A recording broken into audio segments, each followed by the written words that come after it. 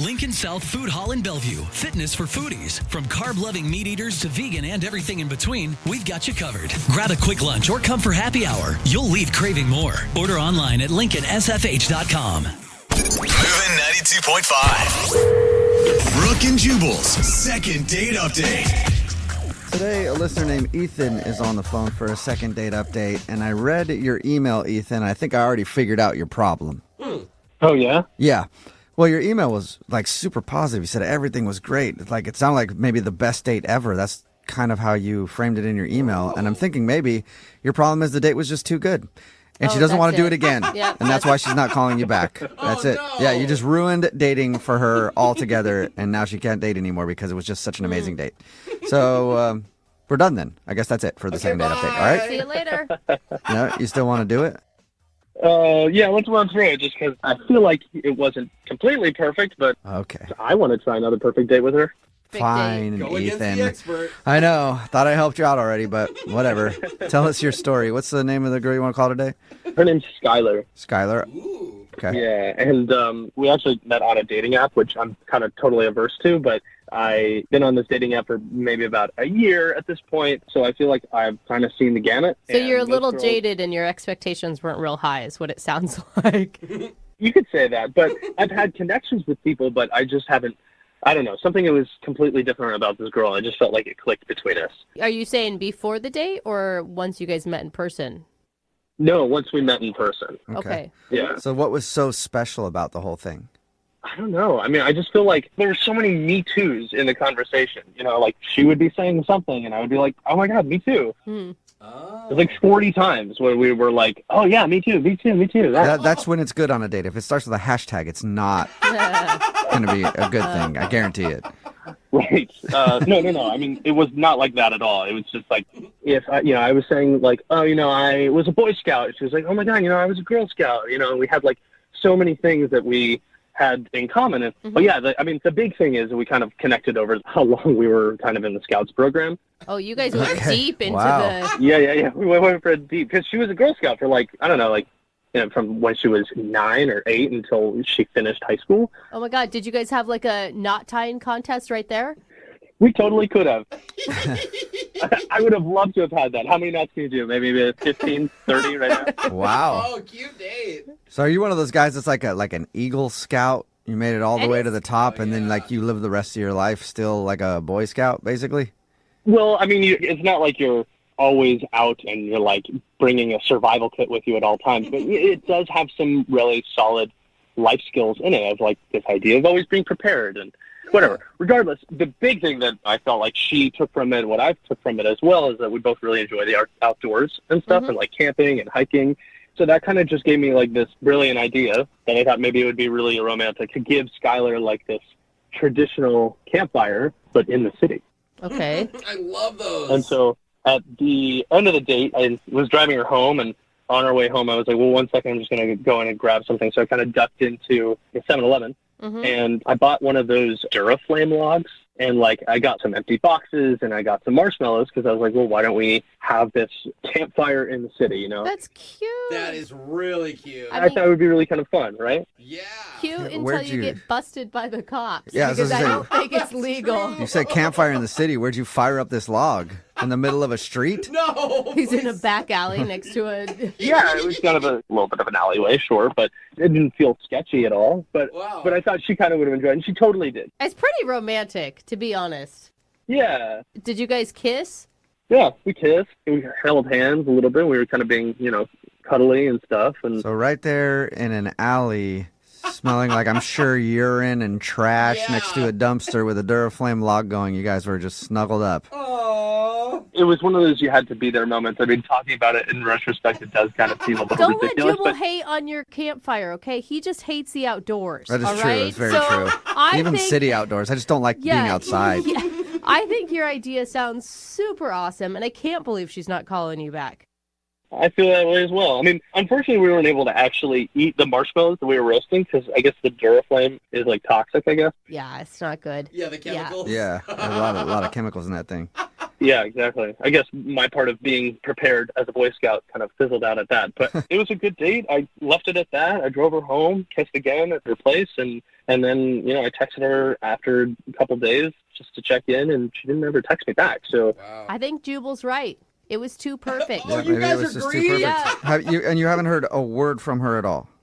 no, I'm kind of worried that maybe she's met someone else or like on the app. Like she might still be on the app, and searching. Maybe she like went on another date and that guy went to Dubai with her or something. I don't know. All right. Well, we'll play a song and then come back and find out why she's not getting back to you with your second date update, okay? All right. Thanks a lot, guys. All right, hang on. Moving 92.5. Brooke and Jubal in the mornings. Second date update. Hey, Ethan, how many fingers do you use? What? Whoa, what the? I'm sorry. What? I should clarify. Let me clarify that first. My mind went somewhere. If you're just tuning in for today's second date update, Ethan is on the phone, and he went out on a date with a girl named Skylar. They both bonded over the fact that they grew up in the Boy Scouts and the Girl Scouts, and they did it pretty much all their life. And that's why I was trying to remember, like, the salute. Is it you using 3 fingers or 2 fingers? Oh, the salute. What's the Boy Scout salute? It's 3. 3. It is Oh. 3. Gotta be 3. Of What course. about the 1? Where does that go? All right. Is it 2 in the 3 in the? No, Never. that is That's not going. where that saying comes from. No. Maybe don't I got think the so. motto mixed up. I don't Yeah. know. Anyway, obviously I wasn't involved in that stuff. 2 in the Eagle Scouts, 1 in the Is, Girl Scouts. is that it? Some, I don't Okay, know. You guys both Anyway, move on quickly. Ethan went out with Skylar. They bonded over the fact that they were both involved in the Girl Scouts and Boy Scouts. They had a really good date. It ended with an impromptu cookout, campfire sort of, Campfire, yeah. in the city because he bought a Duraflame log from 7-Eleven on the way home, sparked it up in an alley, and then they kind of sat there and hung out in front of the campfire and made out a little bit, and he dropped her off and hasn't heard from her since. All right, Ethan, you ready to give her a call? Yeah, let's do it. Okay. Are you nervous right now? Because I feel like I'm nervous for you. Like everything went so well. What Yeah. could be wrong? I have no idea. It really it was one of those times where I felt like I was falling in love. And that's so sweet. And they say when you know, you know. Like that's the thing. Yeah. This could be amazing. Is that the Boy Scout motto? No, When that you know, is- you know? Okay, you need to move on from I the gotta Boy get Scout it. Yeah, stuff. I gotta stop thinking about You're really this. bad at It's it. gonna bug me. All right. Well, I'm gonna call her right now and see if we can figure it out. Okay. Awesome. I'm so excited. Okay. Here we go.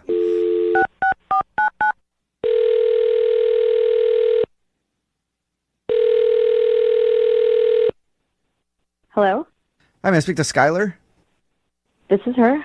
Hey, Skylar, how are you? This is Jubal from Brooke and Jubal in the morning. I'm good. Nice. Um, Oh, I should continue the. This I is should continue awkward. speaking to you. Have you heard of the radio show Brooke and Jubal in the morning before? yes, I haven't listened to it, but a friend of mine listens cool. to that show. Okay. Well, that's where I'm calling from, and we do a segment on our show called the Second Date Update. You probably don't know what that is, so I'll explain it. It's where if you go out on a date with somebody and then end up not calling them back after, that person can email us to get you on the phone and figure out what happened. And we got an email about you from a dude named Ethan. Sorry, a scout named Ethan. Wait, oh my God, this is a second date update. Yes, yes, it is. So your friend has told you about those? Yes. Well, congratulations, because you're about to be the star of one, because Ethan is wondering why you won't call him back after what he describes as a great first date. What did he tell you about the date? Oh my God, he told us that it was amazing. Yeah, he told us that you guys really connected. You had a lot of Me Too conversations where it's like, I like this, me too. I like this, me too. And ended the date with he bought a Duraflame log, and then you guys had a campfire in the middle of an alleyway. And it sounded more romantic the way that he told it. But and you guys made out and everything else. He thought it was great, but now you're not calling him back, and he doesn't know why. Yeah, I mean, the fire was a really sweet sentiment, I guess, but Even though you couldn't eat whatever you were cooking over the fire because of the chemicals from the Duraflame log? yeah, also, I don't know how contained that was, so. Wait, it wasn't just like you've run out of time and you meant to call him back. Like there's a reason you're not calling this guy back? I don't know. After the campfire, I could tell that he really liked me, and he was really sweet. He drove me home, and right before he dropped me off, he asked if he could take me on a weekend getaway, which is also like a very romantic thing to ask, but not after we just met. But he was going out on a limb, man. I mean, don't you want a guy to really like you at the end of a date? Well, yeah, of course. But I just assumed that he wanted to do that because he was just trying to hook up with me. Oh, so you're thinking that he doesn't want to go on a weekend getaway for romance. He just wanted to take you away so he could hook up with you. Yeah, it's not just the fact that he asked me to go on a weekend getaway. It's the timing, you know? Like, he asked me and he wants to go that fast. Like, he wants to go next weekend. And that's a red flag because how fast is he moving in other aspects? You know, does he not know how to have a relationship? But you can't just tell him, I don't feel comfortable with that. We should go on a few more alleyway cookouts. and then maybe a weekend getaway. You just stop talking to him? Yeah, I mean, it was a lot. And I think it just kind of threw me off guard. So I guess I should tell him that. I've just been trying to think about how to say it in a way that's not going to hurt his feelings, I guess. Oh, well, okay. I got good news for you then, Skylar. What's up? You did say it because he's actually on the other line listening and wants to talk to you. What? Hey, how's it going, Skylar? Yeah. Wow. Hi. Oh, my God. I didn't know that he was already there. Like, I thought you guys were going to call him. No, God. that's the beauty. Yeah. That's the beautiful part of these. We're big liars, and he's been on the phone the whole time. Are you embarrassed? Yeah, I'm embarrassed. You shouldn't be. I'm glad that you said all that stuff. It totally makes sense. I understand. What? But listen, I mean, like, I'm a very romantic person when something inspires me to be very romantic. Aw. Yeah, but Ethan, I understand that you have really strong feelings, but, like, do you usually ask people out on vacation right when you meet them? Because that's a lot. Like, I just want you to be in my shoes. Like, it's a little scary to go out of town with someone you don't really know. Yeah, I kind of see that now. I guess I was just wrapped up in the moment of being like, this is fun and silly, and what else can we do that is spontaneous like what we did tonight? And we don't even have to, like, stay in the same bed or, like, hotel when we go off and, like, go on a trip or something together. I just am trying to, I guess I was just trying to find ways or an excuse to spend time with you. Mm-hmm. Again, you're asking me to go out on a vacation, and we've only been on one date. So I need you to slow your roll just a little bit. But Skylar, if he hadn't had said that, where were you at on the date? Like, all the way up until he asked you for a weekend getaway. What was your thought about him? I was having fun. You know, I want to take things slow, though. I want to get to know someone. You know, like, the date was great. We got to do something weird and crazy and fun, and obviously a very memorable date. Maybe there's other weird, crazy, fun things you could do on a weekend getaway. Like super weird. You don't know. Super weird? Not really helping, Juice. Oh, my God. Look, the only reason why I feel like I am jumping ahead so quickly is I just felt like we had a really awesome time, and I don't know if you feel this way, but I feel like I'm actually kind of falling for you. Oh, Wait, you're falling for me? Stuff like that, Ethan. Like, you need to be careful about what you're saying to me this early on. You're right. I'm sorry. I'm just trying to figure out how to say what I'm feeling inside. But I'm going to slow my roll. I can practice slowing my roll. Yeah. If you just marry him, Skylar, he'll slow his roll a little bit. You know? Yeah. Hey, Skylar, would you like to go out with Ethan on a second date? We'll pay for it. Just a regular date. Yes. So just to clarify, we're not talking about a vacation anywhere or, like, a couple's massage or anything. Right? This is like a very normal date. That's what I'm thinking. Ethan, is that what you're thinking? Yeah. Absolutely, totally normal. And if you want to go to Dubai for the weekend as well, we can do that. Dubai. I'm joking. okay. I don't know if you are. That's the scary part. Yeah. Okay, so Skylar, what do you say? Yes, I will go on a second date. Yay. But I really want to take it slow and just get to know each other. Okay. Ethan, that means dinner. All right. Just dinner. And we'll talk slow. I'll speak really slowly, too. Just everything slow. Slow. Okay. All right. Well, congratulations, Ethan. You got your second date. Awesome. Lincoln South Food Hall in Bellevue. Fitness for foodies. From carb-loving meat eaters to vegan and everything in between, we've got you covered. Grab a quick lunch or come for happy hour. You'll leave craving more. Order online at lincolnsfh.com. Moving 92.5. Brooke and Jubal's second date update. How many times have you been on the phone with somebody from customer service and all you can think is, man, this is so pleasurable. I'd like to spend more time with them. All the time, right? That seems to be the way it always goes with customer service calls. No. Well, on today's second date update, this dude Jared is on the phone, and that's how he said he met the girl he went out with, through a customer service call. What? We'll get to your date in just a second, Jared, but how in the world do you actually go out with somebody from customer service and not just end up cussing at them? Or maybe that's how you guys bonded. I don't know.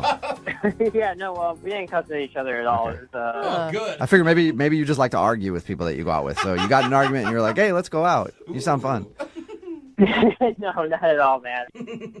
I called a bookstore to see if I could put a book on reserve, and this woman answered the phone. Her name was Kelly, and, she was helping me out the entire time, and she sounded super nice, very helpful. Oh. I don't know, it's weird. Wow, Okay, she was like doing her job straight. That makes more sense. You said customer service call, and all I thought was like utility bill or something. Oh, God, I was like, yeah, how did you possibly want to meet that person? But calling somebody at a bookstore is probably a lot easier to deal with. Yeah, no, I mean, I can't explain it. She just kind of like grabbed my attention, her voice, I mean, I don't know if this sounds weird, but like she sounded cute. I don't know if that's a thing. So wait, how did you go from a phone call to a date? Did you go stalk her at the bookstore? Well, I went to the bookstore to see if I could meet her in person because, like I said, it just kind of got my attention. Plus, I had to get the book anyway, kill two birds with one stone. The only reason I think that this is okay is because she said yes to the date. Like, the lead up does sound a little weird. Well, he has to get his book anyway. Yeah, I mean, you were going there for the book. Might as well try to catch a glimpse of her and see if she's as cute as she sounded. Yeah, absolutely. So, I get there, and unfortunately, when I got there, she was not at the counter. It was actually a different guy. And, so I, in my best way, without sounding like a creep, asked him if Kelly was around. And I asked for her, and I just basically made stuff up about why I needed to talk to her. Uh-huh. And it sounds awful. I know. On paper, it sounds horrible. I mean, it could have sounded normal if you were like, I just wanted to thank her for the help. That's true. Yeah. What did you make up? I told him that, I talked to her specifically, and she knew about the book specifically, and it would just be a lot easier than talking to him because, I didn't want to tell him he didn't know anything. But luckily, he brought her out eventually. Oh, my God. What was that like, though? Because you know nothing about her. You don't know what she looks like. You don't know if she's single. You don't know how old she is. Yeah. I mean, worst case scenario, if I wasn't, attracted to her, I'd just get my book and then leave. That was kind of what I was thinking. Okay, and obviously you liked what you saw, so Yeah, did you just ask her out right then? No. So I basically, this poor woman, I kept asking 1,000 questions that I didn't actually care about. And we basically just led her around the circle in the bookstore. And long story short, I actually grabbed 9 books. 9? It seems a bit excessive, but I was really just trying to see how much I could find out about her within a short time and see if it was someone I wanted to ask out. Okay. So did she know that you were the guy that she talked to on the phone? Yeah, she did. She did. And so when did you ask her out? So I asked her out when I was cashing out the books. And, I asked her if she wanted to grab dinner sometime. Okay. And to my surprise, she said yes. Okay, so how was dinner? Dinner went really well. We went somewhere. It was kind of right in the in-between. It wasn't fast food, and it wasn't a super fancy restaurant, Okay. So Good call. it was fun. Okay. But honestly, all I could think about is there's maybe one awkward moment, but it's so tiny. I can't imagine that it could have affected it, but there was one awkward moment. How tiny is it? Maybe that's the problem. Yeah. This sounds so stupid, but I had to excuse myself at one point to go to the restroom, and so when I pushed back in my chair to stand up, the chair, squeaked against the floor, and it kind of sounded like I farted, and I was super self-conscious about it. Oh. And so, I immediately just blurted out, oh, that wasn't me, that was the chair. Now it sounds like Yeah, you now did it does sound like you farted. And you're getting up to go to the bathroom. Yeah. Doesn't make me sound better. Yeah. No, Did she at laugh? all. What was her reaction? So she just said that basically she would have never noticed if I didn't bring it up, which made me feel even more uncomfortable. So what happened next? We got our check. I paid for the meal, and I walked her to her car, and I was kind of trying to figure out, see if there's an opening to move in to kiss her. Nice. And I couldn't find one. And, before I could even try, she ended up reaching in and hugging me.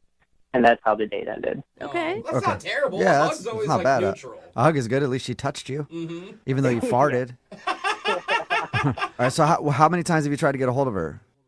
I texted her one time after the date, basically just saying, hey, I had a really good time. And then that was it. Okay, and you haven't been like lurking in the bookshop where she works or anything. No, God, I would never do that. I mean, I thought about it, but, I would not do it. Right. Yeah, that's good. All right. Well, we'll play a song and then come back and call her and get your second date update, okay? Thanks, guys. All right. Hang on. Moving 92.5. Brooke and Jubal in the mornings. Second date update. Hey, Jared. Yeah. I was thinking about it. That whole story of how you met Kelly, the girl you want to call on a second date update today, reminds me of that movie, from like the 90s where the guy met the girl and then they, fell in love and stuff. Remember that movie? Yeah. Tom Hanks was in that, wasn't he? Remember that movie where that guy met that girl? Yeah, every movie. Just the way you're talking about it, how you called a bookstore to reserve a book and then thought she sounded cute, so you went in there and asked her out and you guys went out to dinner. Reminds me exactly of that movie where that guy met that girl and they fell in love. You remember the kiss in that movie? Such a good kiss. Big kiss. Remember that, Jared? Yeah, I remember that. Yeah, they were like standing out there in the weather. Yeah. And then they kissed out there, yeah. Yeah. It was like sunny, rainy, windy conditions. There's all kinds of... It really made an impact on you. Yeah, Really. great movie. Yeah. Loved that movie, and that's what this reminds me of. So I'm hoping you get a second date. Even though you didn't get a kiss at the end of the date, you just got a hug. But we'll call Kelly right now and find out why she isn't calling you back. Are you ready? I'm ready. And I didn't hear, I know that you thought Kelly was cute and you liked her voice, but what did you actually really like about her? I mean, just the fact that we could have, normal conversation. She's got a great sense of humor, and, we had a lot of things in common. She just did that thing Yeah. with her hair Oh, the hair thing. or her lip or the smile, right? Thing. Yeah, In the weather. just like that movie. Yeah. Right before you guys kissed out there in the weather. Yeah, no, that's exactly it. Okay, well, Yes. let's continue the love story right now. And I'm going to call her and see if we can figure out why she isn't getting back to you. You ready? Yeah, I'm ready. Let's do this. Okay, here we go.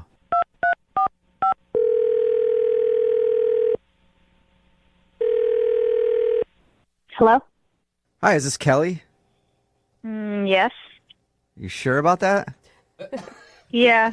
Okay, because you said like you were confused. I think she knows her name. Kelly, this is Jubal from the radio show Brooke and Jubal in the Morning. Okay. Okay. How are you? I'm good. Okay. How can I help you? Nothing I can really think of right now. I don't. She Okay, how wants can to I help know you, why- Kelly? Okay. Is there a reason why you're calling me? Oh, that's it. All right, thanks for getting me back on track. Kelly, have you ever heard of the show Brooke and Jubal in the Morning before? No. No. Okay. Have you ever heard of a segment that people do on radio shows called the Second Date Update? Yes. Yeah. Well, we're a radio show, like I said, and we do that segment. And that's where Okay. if you go out on a date with somebody and then end up not calling them back after, they can email us to get you on the phone and figure out what happened. Okay? Are you thoroughly confused? Yeah. Okay, cool. Well, we got an email from a dude named Jared that you went out with. Okay. Okay, and he's wondering why you're not getting back to him. Oh my God. Whoa. Seriously? Was that a good oh my God or a bad oh my God? I couldn't tell. Bad. Bad. Really bad. All right, So there's really a- bad, okay. You have a reason why you're not calling him back. Yeah. Really? Can you tell us what it is? I'm really, really surprised that he doesn't know. And the fact that he doesn't know means he's clueless. Like, really. Wow, it's that No, obvious? he's Really? really clueless. You're right. Yeah, he's Because always... his description, it sounded like a lovely date. Like you guys got along, you had good conversation. Yeah, it almost sounded like that movie from the 90s. Oh, God, don't start You know where the again. guy and the girl meet? You probably know what I'm talking about, but it sounded like a nice date. Well, it was a great date. We were having a great conversation until the end.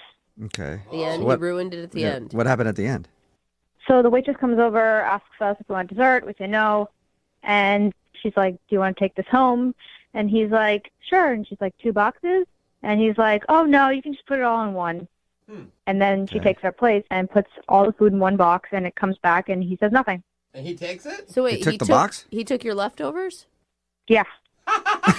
He, robbed you in He front took of you? your He stole your leftovers. That's kind of weird. Yeah, and the weird part is, like, I had fettuccine Alfredo, right? And I had, like, more than half sitting there that I was going to, like, eat for lunch the next day. So it's like, how could you not see that? Yeah. Yeah, I mean, it's weird not to let the other person have an opportunity at their food. Did you, like, make mention that you didn't like it at some point? Like, over half is a lot left. Maybe he thought you didn't like it and he would enjoy it. It's not that I didn't even like it. It's just that, in restaurants they give huge sizing of food, and it's like a lot. So I could only eat so much, and plus I'm nervous. This is my first date with him. And So wait, but you liked him all the way up until this point. Like, I feel like you should take some responsibility and not speaking up and saying, no, I want my leftovers. Like, there had to have been an opportunity where you could have interjected. I don't want to fight the guy for leftovers. I mean, he should have more consideration. Yeah. I mean, that might put an awkward tone to your date, too. If you pipe up, you're like, no, give me my food. And then you guys are fighting over your fettuccine. That would be weird. I just think that, like, it's a weird thing, but I don't think it's a reason not to call somebody back. Oh, food is a big reason. I not to call someone don't. back. You had a great date. She never said great. She said it was okay. And when I was driving home, it just dawned on me, like, this guy just stole my lunch. He's like He a pretty bully. much did, yeah. He just took your food and didn't even ask. I guess I kind of get it. Wow. Kelly, would you like to ask him about it ever? Or you just don't want to talk to him? No, I'm done with him. He's selfish and inconsiderate. Wow. Jared, did you hear that? You're selfish and inconsiderate. Yeah. I heard that. Wait. He's on the phone right now? Yeah, forgot to tell you that. Jared is on the other line listening and wants to talk to you. That's why we called. I cannot believe this. Sorry. Listen, you don't understand. Like, I took that stuff for my mom. Okay, I was trying to take it home for my mom. Whoa. What are you talking about? I know it sounds weird, but, like, I see my mom every weekend, and I just wanted to bring her some food, so I figured if I took the leftovers, I could bring it over to her place and give her some food. That's Wait, why I did it, honestly. Oh, my gosh. You're bringing your dates partially eaten leftovers to your mother? Partially eating. Are you kidding me? I was watching the whole time. She barely even touched it. Okay, so you took your date's full meal home to your much. mom, basically. It was not your meal. It was my meal. You had no right to do that without asking me. I had half of the fettuccine Alfredo. Half. I don't understand why it's such a big deal. Like, first off, I'm feeding my mom. It's a nice thing to do. That's a good quality to have in a person. And second off, to be honest, like, I paid for it. It's technically my food. I mean, I thought Yeah, I that guess you was paid the going to bill. be your argument the whole time, not that your mother was hungry. I mean, both. It can be both. I had to feed my mom. I paid for this food. That's my food, Like, I don't understand how that's such a deal breaker, She barely touched it. It doesn't seem like that big of a deal to me. Well, maybe I would have said yes, but you never once mentioned your mother or anything. No explanation. You just took my food, and it was like, what? Well, I mean, now that you know why I did it, you think I'm a good person at least, right? No, not at all. Not one bit. It's Not trying to at feed his all. mom. Come on, trying to feed his family. I'm really conflicted on this one. It's a weird one. Yeah. I don't even know if I even believe the whole mom story. I mean, it sounds like you just wanted to eat my food. That's what I think. Listen, I'll be completely 100% honest with you. When I did bring it to my mom, I did try some of it, and it was okay. It was just okay. Just So an okay review. he kind of saved you the pain of having to deal with that food anymore, Kelly. This is unbelievable. I don't get this guy. Well, would you like to get him again? Because Kelly, you can go on a second date with Jared. We'll pay for it. Would you like to go out with him again? You want me to go on another date with this guy and so he can take my food and give it to his mom? No. His mom's apparently hungry. Well, if we're paying for it, it's my food, and I'll tell he can't take your half. Listen, Kelly, if we do like a date during the middle of the week, you can totally have the food because I won't need to take it to my mom on the weekend. Oh, see? It's all about There you go, timing. Kelly. What do you Okay. think? Still a no? No, you're so weird. I really don't get you. I'm sorry, Jared. No second date. Kelly, how about this? Next time we go on a date, I'll bring my mom and we can all have meals and I'll buy them all separately and everyone can go home with what they bought. Hey, Oh, that's there you nice. go. That's a solution. Still a no, Kelly? No. Okay. No second date with the mother. Sorry, Jared. Well, this is a bummer. My mom's going to be real upset. I told her about you and, how nice the day went. So. Whoa. Stop talking about your mom. This is ridiculous. Just hang up the phone. I'm done with you. All right. Well, at least we learned one thing from today's second date update, and that one thing is if you want to date Jared, just make sure you order enough for yourself and his mom also. Brooke and Jubal in the morning. It's actually kind of split with people texting in right now at 78592 about today's second date update. A lot of people are calling the dude a weirdo, but some people are saying that the girl should just plan on buying her own lunch. It is. If you don't know what I'm talking about, I'll explain it real quick. This dude, Jared, wanted to call a girl named Kelly. They went out to dinner, and the reason she wasn't calling him back was because after dinner, he took her leftovers. Yeah. And he said he was taking them because he wanted to give them to his mom. Which And he thought that was like a sweet thing. Like, look how close I am with my mom. But she thought it was weird that he just took her leftovers. He didn't even ask. He just had her leftovers boxed up, and then he took them. And she thought it was a very weird move, and she was planning on taking those leftovers for lunch. And people are like, she should buy her own damn lunch. And other people are like, yeah, that's weird. Don't take somebody's leftovers. I feel like they're missing out on a great opportunity because they're both very passionate about leftovers. Yeah. Which that's true. could be the common thing that binds them together, not tears them apart. Well, she thought it was weird and didn't want to go out with him again, so they're not going on a second date. Remember, if you want to do a... Moving 92.5. Brooke and Jubal's second date update. I really want to help this dude out who's on the phone for the second date update today, except he won't tell me the complete story of what happened on his date. No. And it's rare you actually want to help somebody. Yeah, true. Both. Weird things. He left in the middle of his date to deal with something. And that's where he's being vague. He won't tell me exactly what it is. Jimmy, how you doing, man? Hey, what's up? Why don't you tell everybody what happened on your date? Like, you left at some point for what? I left because I have a bit of a medical issue, and I had to sort of go and deal with it.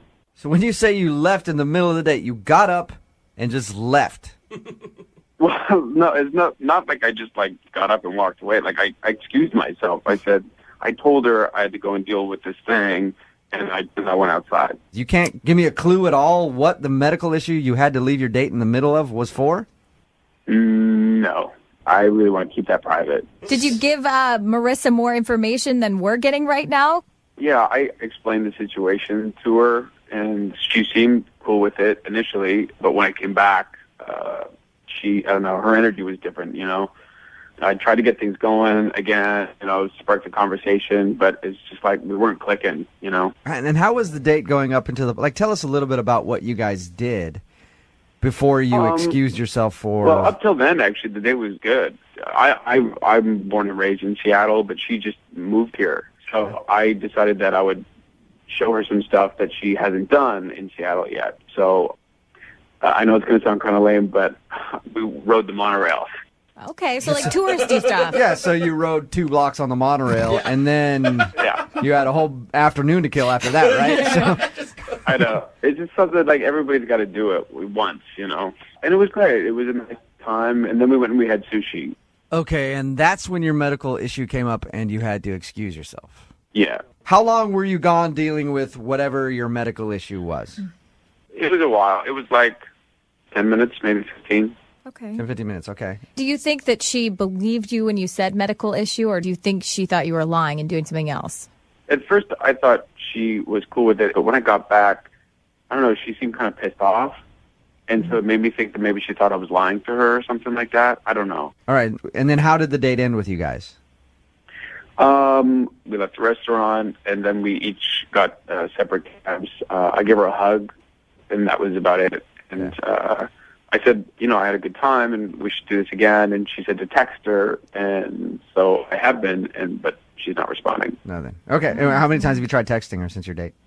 About 4 or 5 times. Okay. So you think it's probably the medical issue thing? I don't know. Either she doesn't believe me, or it freaked her out, or I don't know. I really don't know. Since you won't tell us what it is, let me ask you: is it something that would gross her out? I mean, you got to give me a little bit. It's just that it's a private issue, and I just don't really want to say anything about it. I know it's weird because I'm talking to you on the radio and I'm talking to you. It's just. I don't know. I guess what I'm trying to say is it a normal medical issue where someone would hear something about it and be like, okay, that's understandable? Or did you go oh, herpes are flaring up. I'll be right back. Please be the herpes. That would definitely mean you're not going to get a call back. Yeah. No, I can promise you it's not herpes. Now, if we get her on the phone and she tells us what it is, are you going to be upset? Well, I don't really want her to to say. Okay. I'm hoping she'll respect my privacy, but yeah. Who knows, right? Well, All if it's right. embarrassing enough, She'll probably say something. If it's embarrassing enough, you know how the second date updates work. Well, we'll play a song, come back, see if we can get her on the phone and get your second date update, all right? All right, cool. Moving 92.5. Brooke and Jubal in the mornings. Second date update. Before we make the phone call for Jimmy, who's on the phone right now for a second date update. Jimmy, I got to ask you a question. Yeah. Are you an arms dealer? Uh-oh. Or perhaps an international drug kingpin? No. All right. I'm No, just like- making sure. Because he's very mysterious. Very mysterious. If you listen to the first part of the second date update, Jimmy met a girl named Marissa online. They had a pretty normal date. Nothing of note, except for the fact that he left in the middle of it to deal with a medical issue. He won't tell us what the medical issue is. So I'm assuming he was outside in the parking lot selling arms to our enemies. That's a natural conclusion. For at least like 15 minutes. Or drugs. I'm not sure which one, Jimmy. I'll figure you out, though. All right, man. Whatever. All right. I'll find you out. I smell a rat. I'm on to you. Yeah. So, and again, you were gone from the date for like 15 minutes. Yeah, like about 15 minutes. All right. And when you came back, that's the point where she seemed like she was ready to end the date and go home. Yeah, she seemed pretty cold and like not into it anymore. All right. Well, we'll dial the number. Hope she answers the phone. And if she does, maybe we can get your second date update. All right. You ready? Yeah, cool. Let's go. Here we go, man.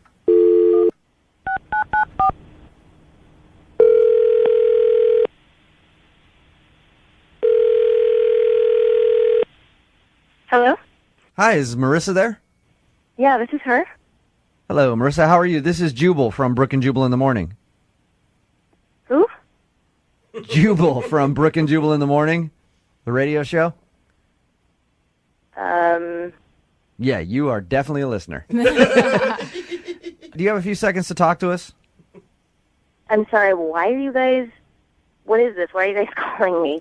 I'm calling you because a listener of ours sent us an email about you. Really? Yeah, and they asked me to give you a call. Okay.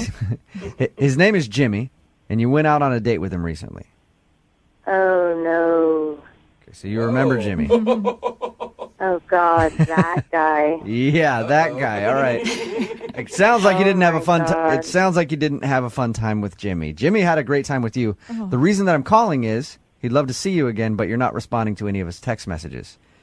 Judging from your reaction right there, you definitely aren't doing that on accident. Nope, that's on purpose. Okay.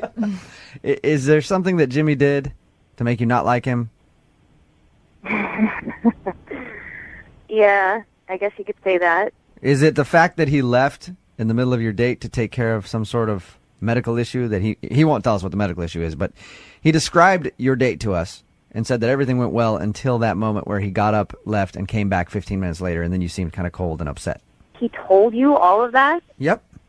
But he said that he really likes you and would love to see you again. And if he can't see you again, he'd love to know why. Wow. Okay. Do you mind telling us what the issue is? What, his medical issue? Sure, I'd love to know. He won't tell me. Yeah, we're dying. If you want to tell us that, that's fine. No. Well, he never actually told me what the medical condition is, so I can't really help you with that. Damn. That's All right. good. He wouldn't Respect the man's privacy. I know, I want to know. He wouldn't tell us either. Is that it, though? I'm assuming that's what happened.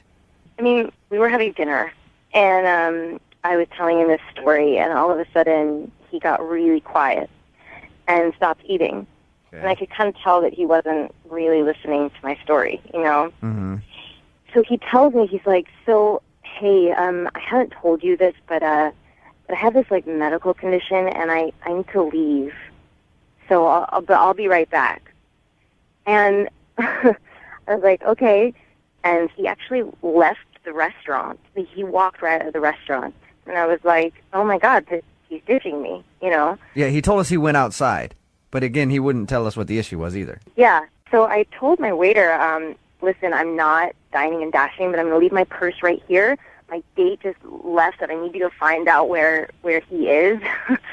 So I went outside, and I was searching just everywhere for him, and then finally went around the corner, and there was like this alleyway, and I looked down the alley, and he's sitting there with a homeless guy smoking pot.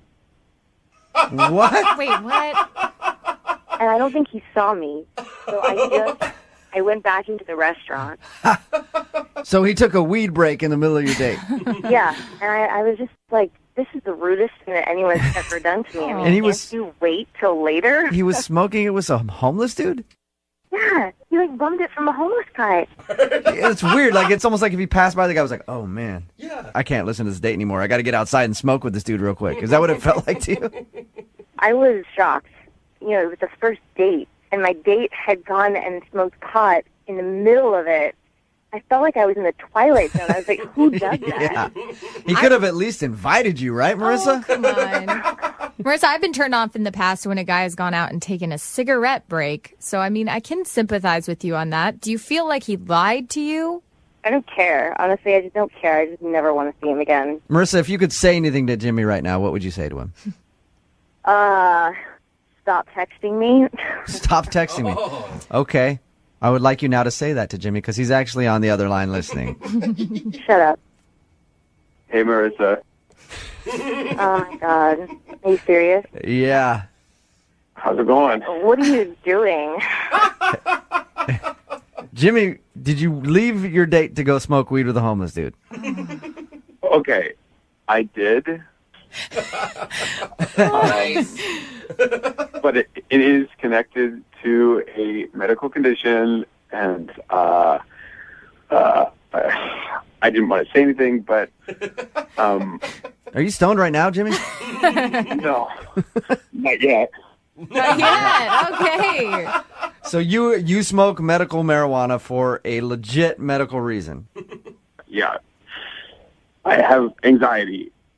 Wait. And so that's what happened that night. Is she was talking to me, and I started to have like a panic attack in the middle of the conversation, and I had to go because I was getting like all sweaty, and I was like, I gotta go. Okay, well, who's the homeless guy that you're smoking it with? Yeah. How does he fit in? No, he was actually really cool. And he asked what was up, and I gave him a toke, and he was like, you know, dude, what are you doing? You got to get back in there before she walks out on you. And I'm like, oh, my God, you're right. Well, is Marissa even on the phone? Marissa, are you there still? Yeah, I'm here. Oh, okay. I thought you had hung up. So what do you think of Jimmy's story? Jimmy, you know, you could have at least just told me what you were doing. I would have understood, you know, if that's what you needed to go do. Instead, you just, like, I had no idea if you were even going to come back. In hindsight, you're right. I was just, like, in full panic, though, and I didn't know what to do because I really liked you, and I think that kind of made me nervous. And I'm sorry. Well, lesson learned for the next date you go on, if there is ever one. Oh, that sounds like you don't want to go out with him again, Marissa. Come on. No, I don't trust him. I'll pay for a second date. Will you go out with Jimmy one more time? We'll pay for it. No, it's not happening. Weed and everything. Yeah. Oh, come on. I'll pay for it all. You can get in on the action Yeah. this time, too. There's no way I can get you to go out with Jimmy again? Yeah, you know, I'm just not into guys who leave in the middle of a first date to go smoke with the homeless. Weird. I guess there's one girl out there who doesn't like that. Dude, I learned a lesson today. Yeah. Sorry, Jimmy. Oh, well. Moving 92.5. Second date update. You know, when you think of the most fun and romantic times to be dating, Okay. I think there's a few eras that definitely stand out. You know, like the 1950s with drive-in movies and sock hops. Yeah, malt. Milkshake counters. What were those called? Like where you sat and you each had a straw. Yeah, splitting a shake. That doesn't happen Shake anymore. Shack? No, that's not it either. Well, there's also the Roaring 20s, too. With flapper girls and speakeasies. It was always a party. But Dancing probably was lit. the most romantic era was the Middle Ages. What? Oh, yeah. Really? Just taking that special lady to a book burning, going on a moonlit witch hunt, and while the smell of rotting flesh just wafts through the town, and then you lock lips as the crowd chants, "Burn her!" Oh, that's so cute. That was dark. Would you like to burn the steak, my lady? Wow. Who are we going to decapitate tonight? It gets me in the mood every time, I'll tell all right. you. And I'm not the only one, because there's another guy out there who knows just how romantic the Renaissance was. His name is Darren. He's on the phone with us right now for a second date update. What's up, Darren? Hey, everybody. How's it going? Yeah. I'm guessing, I'm going to go out on a limb here, that we're leading to you're a Ren Fair type of guy. I mean, I don't know if I'm that type of guy, but I did actually go to a Renaissance fair for sure, and I had a blast. I've been to a few. They're actually really fun, whether you're into it or not. All people ever tell me about them is the turkey legs or whatever y'all eat. Good. Yeah. Oh, yeah. You have to buy one. What's the name of the fair maiden that you took to the Renaissance Fair? It was on a blind date. My buddy Troy was really digging on this girl, and so he asked me to be a wingman for him. And so it was like a group of you that went. Yeah, there were 4 of us. And so I went, and I was with Melissa. Okay. And did you guys dress up for this? I mean, were you in full medieval garb? Not full medieval garb. I don't have full medieval garb, but Troy bought us. I don't know if he was just being nice and probably showing off a little bit. But right when you enter, you can buy a few bits and pieces. And he bought us a hat, and he bought me a scarf with this arm guard. So we kind of looked the part for sure. Yeah. What kind of date activities do you do at a Renaissance fair? Like, do they have couples bloodletting? No! What do you do that's romantic there? Couples bloodletting. I don't know. I'm just trying to think of what that era had. No, mostly, the most entertaining part at the beginning was just sort of taking in all the people, just watching all the folks who did take it really seriously. I was so surprised at the number of folks who, they had an entire separate wardrobe, or maybe they walk around like this out in the world, and I just have never seen them. I feel like we're hearing a lot about the Renaissance Fair and not so much about Melissa. What did you feel? It's a blind date. You didn't know anything going in. Well, we were having a blast. I felt like we were just laughing and having fun. It was just really easy. Was there chemistry? Was there a romance? I felt like there was. By the end of it, before we went to the jousting match, we were we would be walking and kind of rubbing elbows, and we were getting closer. And in medieval times, that was practically sex. Yeah. That's how you made babies back then. Yeah. She showed her elbows. What? Yeah, she let me see her elbow. Right. Burn her! Yeah. Okay. Well, that's good, though. Were there any lowlights of the Renaissance Fair, though? She did confide that she was a volleyball player in college, and so I figured she was an athlete. How is that a confession? Bro. What do you mean confide? Yeah. Well, we watched this jousting where there were knights on horses, and it was tons of fun.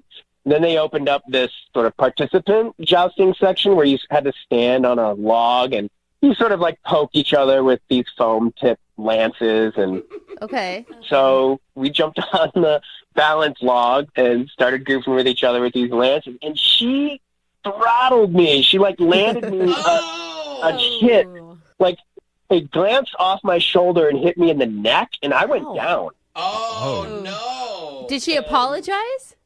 She was laughing. Troy was laughing. His date was laughing. I just sort of played it off like everything was cool, but I don't know if it was the mead or the grog or whatever. But I jumped back on that log and I went after it. Oh no! You saw red.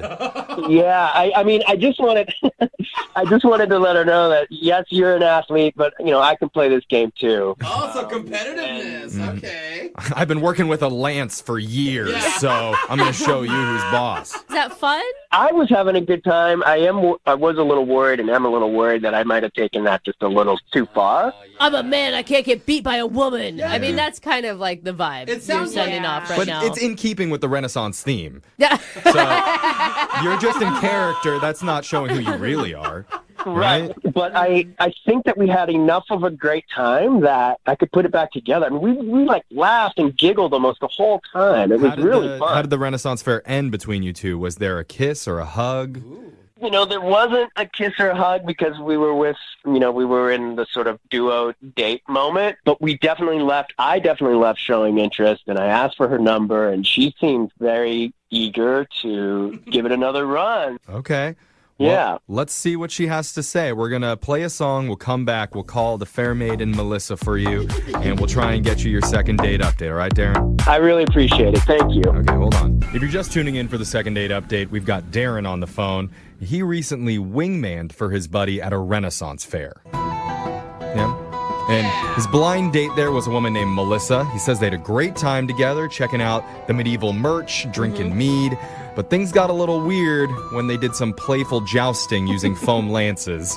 As Darren lost to Melissa in the first round, got knocked off his perch, so he was embarrassed and came back, went full Sir Galahad on his date. What's that? I think we know what that means. It's famous knight from the Renaissance time. Galahad? Oh, never heard of it. Okay, well. Talk about Sir Arthur. That's what I'm talking about. Merlin, baby. Okay, well, Darren knows who Sir Galahad was, and he channeled that and, basically beat the crap out of Melissa with the foam lance.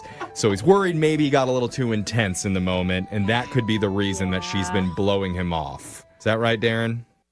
That is right, yeah. Pretty much recapped it pretty well. He liked it all. He's still laughing, thinking about like the memory of knocking her to the ground. Well, and it was like, it sounds like you were kind of intimidated that she was a collegiate athlete to me. I mean, Alexis was a collegiate athlete on our show. That's I mean, do true. dudes get really competitive with you because they knew you'd... I mean, if I was to get beat by a guy, though, I wouldn't stop till I can try to beat him. So I think you have a good chance of getting her back. Oh, she just wants so that vengeance. she can joust you again. That's awesome. Okay. I love that. Good. Okay, well, let's give her a call and find out what the reason is. Here we go.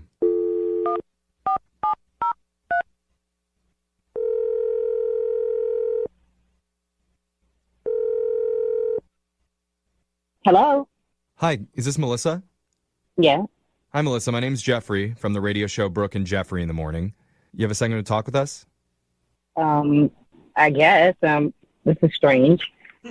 Sorry, I know it's a little bit weird, but I'm here with my co-hosts, Brooke and Jose. Hey. And Alexis is here, too. Hi, Melissa. Hi. What is this about? This is about a segment that we do called the Second Date Update. It's where if you go out with someone and afterwards, if they're not calling you back, you can email our show and we'll reach out to your date for you to try and figure out the reason why they're ghosting. Okay. Does that make sense? I mean, yeah, it makes sense. It doesn't. I don't know. I don't know who would be calling you about me, but okay. Well, the guy that emailed us, maybe you don't recognize him in his normal clothes, but maybe if he's wearing his night costume. Oh, okay. It sounds familiar. Okay. Well, It still sounds crazy, but it's... yeah, I'm talking about Darren. Mm-hmm. That you went to the Renaissance fair with? Yes, we did. We did that. Okay. The reason that Darren reached out to us is because he says he had a great time hanging out with you, but afterwards you've been blowing him off, and he's not quite sure why. Well, first of all, I think it's crazy that he's reaching out to get in touch with me. That is beyond. But I'm going to, I'm going to go along with this and say, yes, we had a good time. It was great. Well, if you had a good time, how come you're not calling him back then? Is it because he got a little too competitive when he was jousting you? I mean, he told us that you took him down and his little male ego got hurt, and so he got up and maybe got a little too competitive. Yes, he did. He did get competitive. And I mean, I'm competitive too, so I definitely understand the spirit of retaliation. That's a good way to put it. Okay. And I also understand how fragile the male ego is. So I let him win a couple, after that, Oh, you let him win. Oh, he didn't know Yeah. Yeah. Was that a turnoff? Was that why you don't like him? No, I mean, I'm used to that. I'm a woman, so I'm used to Yeah, that. right. Yeah. Things like For that. sure. So it wasn't terrible. We laughed a lot. It was cool. But we were walking around and stuff, and he said something to me that threw me off. Okay. At the time, I didn't really know. So I said to him that I had never been to a Renaissance festival, which I hadn't. Okay. He said that he had never been to a Renaissance festival, which I didn't find unusual because it's not like people go to those all the time. I guess I don't know. All right. He said that he hadn't been to that type of festival, but he had been to a fairy festival. A fairy festival? Like elves and fairies? Is that what you mean? No, like furry, like oh, you know, like furry. Furry, Like way, furries. way different. That's not the same. Oh my gosh. No, Furries where you dress up in the big animal costumes and they say it's not necessarily a sexual thing, but you... It is, But though. the romance happens. Well, based on, okay, so I didn't know what that was, but I was just like, you know, okay, I was just going to take that home because I like to Google things. So when I got home, you're in for I looked into it, like, what kind of festival is this? Thinking, like, well, maybe we could do that the next time, you know? yeah. I mean, you could. So I looked it up, and I was like, whoa, okay.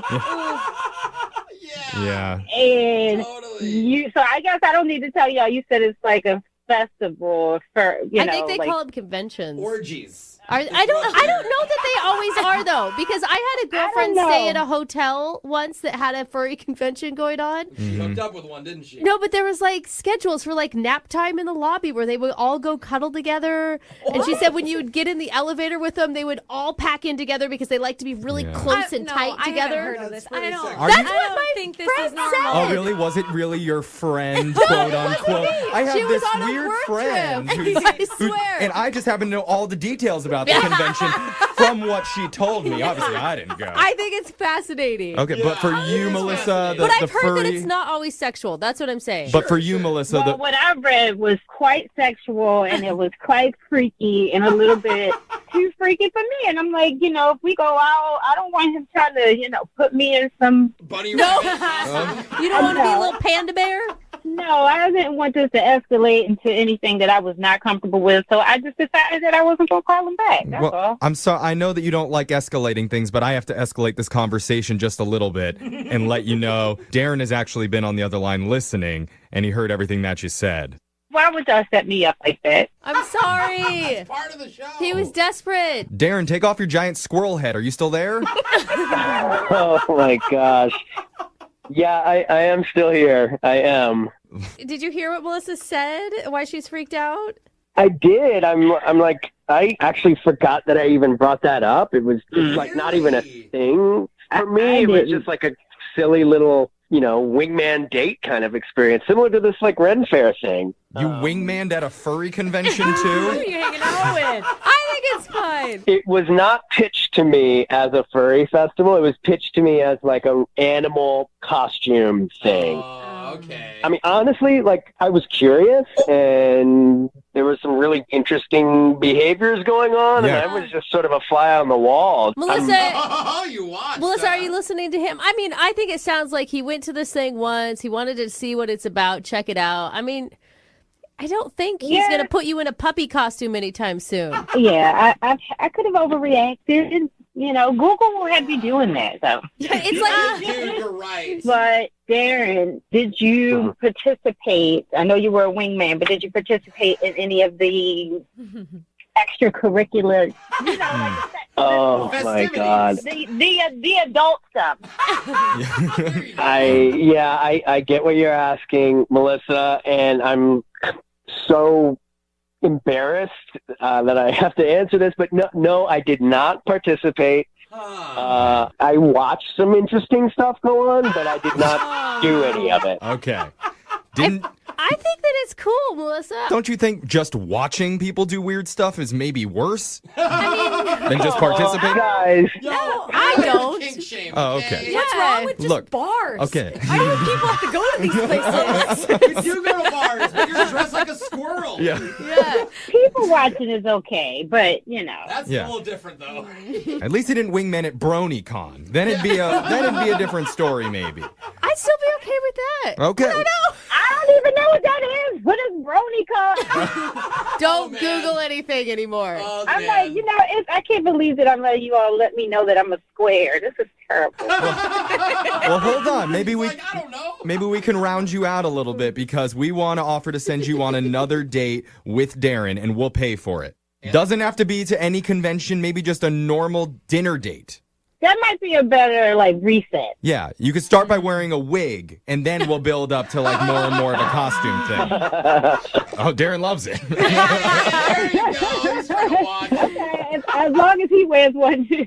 Okay. So that's a yes. That is a yes. All right. I think that's awesome. Congratulations, Darren. You got your second date. We did it. Thank you, guys. I really appreciate it. Melissa, you won't be disappointed. Yeah, you won't be disappointed. We have a girl named Meg on the phone for a second date today, and in her email, Meg said that after her date, she was super disappointed in herself. Oh, man, Meg, don't be too hard on you. Yeah, so before we go any further, Meg, I just want you to know the feeling is mutual. We're all super disappointed in you too, okay? No. That's fair. No, it's a good thing because there's nowhere else for you to go from here but up. Okay, so just remember, we couldn't possibly think less of you than we already do right now.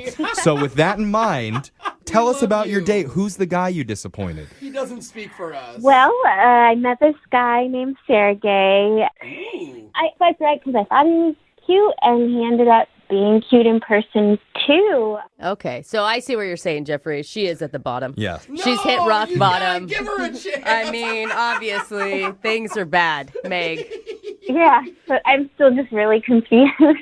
Okay, so wait, can we start with the disappointment or do we get to the disappointment? Where does that come in? Yeah, let's get to the disappointment. Why Okay. don't you start at the beginning and tell us a little bit about what you and Sergey did?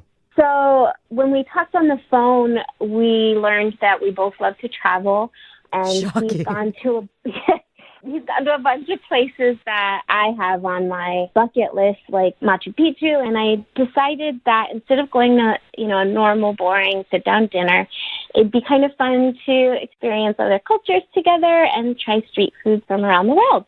Okay. Oh, cool. So you booked 2 one-way tickets around the world and set off on your adventure. No. We went across the globe, and we started with South America. Had some carne batata kebab from Peru and some chorizo sausage. Oh, so you planned out meals from around the world by finding different restaurants where you could go get appetizers, essentially. Exactly. It's like a little snack walk. Oh man, my heart is already full. If someone took me on a snack walk, that sounds amazing, doesn't it? Well, it was going really well, but I should have stuck with South America, I guess, because I decided to take us to a French spot, and I insisted that he try some street quiche. And Street quiche? I don't know that that's a thing. What does that sound like? Illegal. So, street quiche, are these actual restaurants or are these carts that you're finding on the side of the road? No, they're food trucks. Oh, you're at food trucks. Okay. Yeah, you're walking up off the street, but street quiche will get you. What? Yeah, it's written right there on the side of the truck. It'll get you.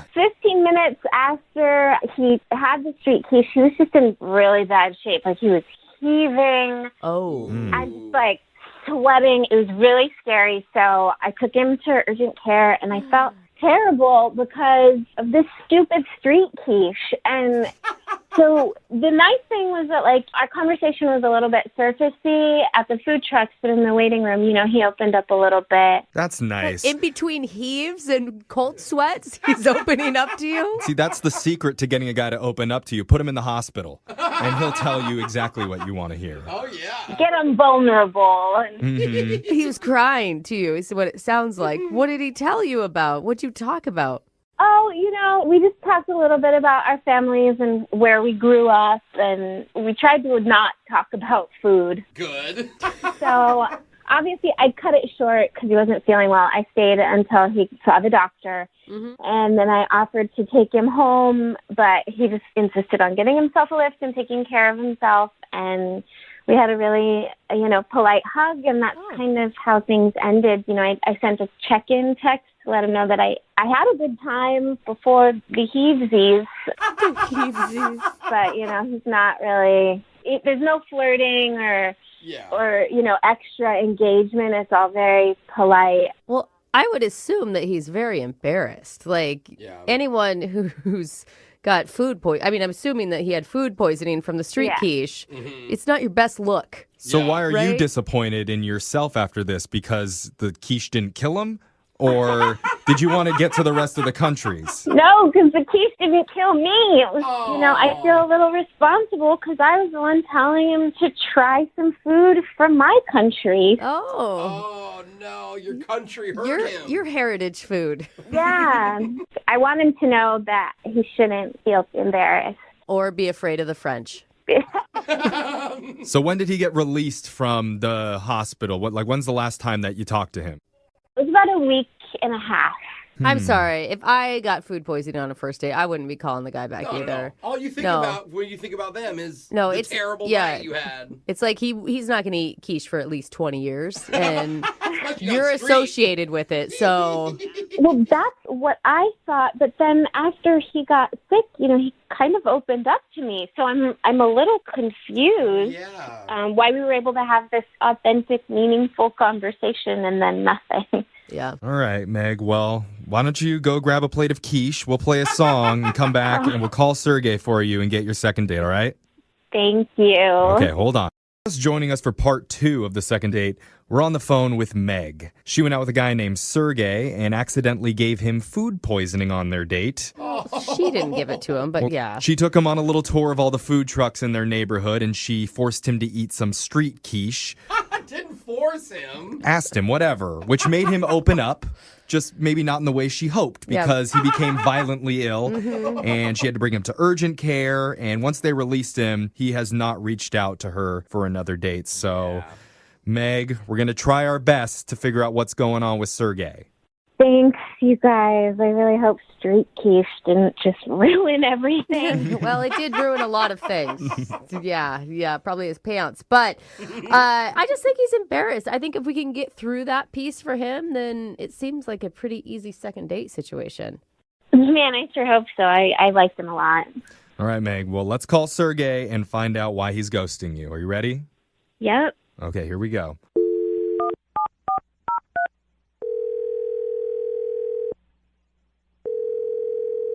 Hello? Hi, can I speak to Sergey, please? This is Sergey. Hey, Sergey. This is young Jeffrey. Do you have a minute to chat with us? I'm sorry, who is this? It's young Jeffrey. Are you familiar with us at all? Hey, hi guys. So yes, you listen, or yes, you're cool that we're calling you. I'm sorry, I'm just a little confused by all this. Why are you calling me? It's a good question. Yeah, great question. Well, we're doing something called a second date, where we ask people who have gone out on a date recently why they're not calling the other person back. So you recently took out a woman named Meg, and she told us a little bit about what happened. Yeah, she feels bad about it, and she's really hoping to get another chance with you. She just wants to know what the reason is, why you're not getting a hold of her. Okay. And for the record, she feels terrible about the street quiche situation. We heard about that. Yeah. She told you about that? Yes. I mean, if you're going to describe the date, it's a pretty big moment. Like, that would be the highlight, right? Yeah. So you think me vomiting everywhere was a highlight of the date? Okay, bad low light. I mean, just a definitely spotlight. A memorable moment yeah. from the date. Important. I see. Are you embarrassed? Is that why you're not calling her back? No, I mean, I had a good time. She's very nice. Even with all that, you had a good time. Before that, Yeah.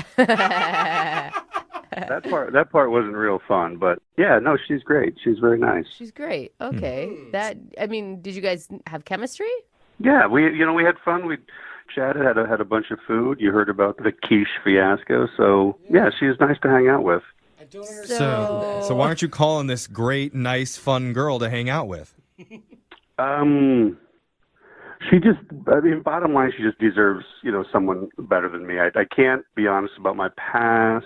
I haven't been dating for a while, and I was thinking I should get back into it or something, but she'd be much better off with somebody, than me. That could handle their quiche. No, that's terrible. Like, what do you mean? She really liked you a lot. Like, what could be so terrible in your past that makes you undateable for her?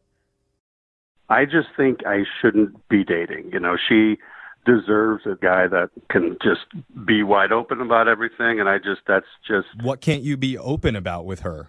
Did you get in trouble with the law or something? Oh, I was thinking divorce. No, it's not. It's not divorce. I don't think... If she found out, I just don't think she could accept me. It's not a common kind of thing like that. So I keep saying it, but I think I just should not be dating right now, and especially with her, because she's great, and she took care of me when I was sick and all that kind of stuff. So she's really got that sweetness in her, and I am just a terrible person. Aww. Well, what? In the past, yes. I mean, but it just not now. Did you commit a crime or something? Like, you're painting yourself as a very negative person. And you sound lovely. Yeah. Like, I would go have a beer with you. Yeah. I mean, no I'm a terrible judge of character. Yeah, no quiche. Like, I don't think you're giving yourself a shot, man. You can't decide for other people what they can and they can't handle. Yeah, but you don't necessarily need to lay stuff on others. I mean, there's a level, and mine's pretty excessive. So it just. So yeah, just quit. Good idea. So okay. So whatever you did in your past is so bad that you think you deserve to never have love and be single the rest of your life. Is that what you're saying? Well, yeah. I mean, that's what I've been struggling with, the whole dating somebody. Meg was my first date, and she was great. And I just, it's kind of like either you hurt yourself, sports injury, let's step back on the field, but you're like, oh my gosh, no, I'm not ready at all. This is still very painful kind of thing. So I just, okay. I don't think I need to drag her in. Well, Sergey, how about this? Why don't we let Meg decide whether it's worth going out with you again? Because she's obviously interested. Maybe she should be the one that gets the final decision. Meg, don't you want to say in this? Yeah, I mean, hi, Sergey. Wait, Meg? Yeah, so here's the thing, Sergey. Meg has been secretly listening on the other line to everything that you've been saying. Why didn't you guys tell me she was listening? I mean, hey, listen, she heard all of that? Yeah, I'm just glad you're doing okay, Sergey. Listen, I had a nice time, and I thought we had a connection, and people make mistakes, People have bad credit, people have criminal records, that's the past, but, it's weird to just disappear. I don't even think you'll understand. Everything that everyone's naming is just so light compared to this. I don't think you would accept me into this. It's just... I mean, you don't need to go into details, but try me. Yeah. Okay, fine. I'm warning you, you're not going to like me after this, okay? Oh, my God. I can't go into a lot of detail, but a while back, I worked for some very bad people. You would know them as the cartel. What? No way. He's like Narcos? Wait, you were in... Okay, continue. Sorry, continue. Yeah. Cartel. Got it. See, that's what I'm saying. You guys saying bad credit, all that. No, and I did, more than just selling drugs. If I hadn't escaped, I'd be dead. Like, it just... Escaped? Yeah. Are you being honest? Are you making this up to get out of... is this the most elaborate way to, not to blow somebody off and be... No. Hold on. So can we clarify? You were in the cartel with bad credit, and that's why you can't go out with Meg. Oh, Jeffrey. No, it is not the credit. No, it had nothing to do with bad credit. Okay, I'm just trying to get all the facts here. Had to move to a different city, all that sort of thing. So that's why I can't open up. That's why talking about my past, it just doesn't work. I don't need to bring Meg into this, so... Well, let Meg decide. Yeah, let exactly. Meg she has a mind. Right, Meg. So see, it's not what you were thinking. It's just the cartel. Wow. Is that okay? That's huge.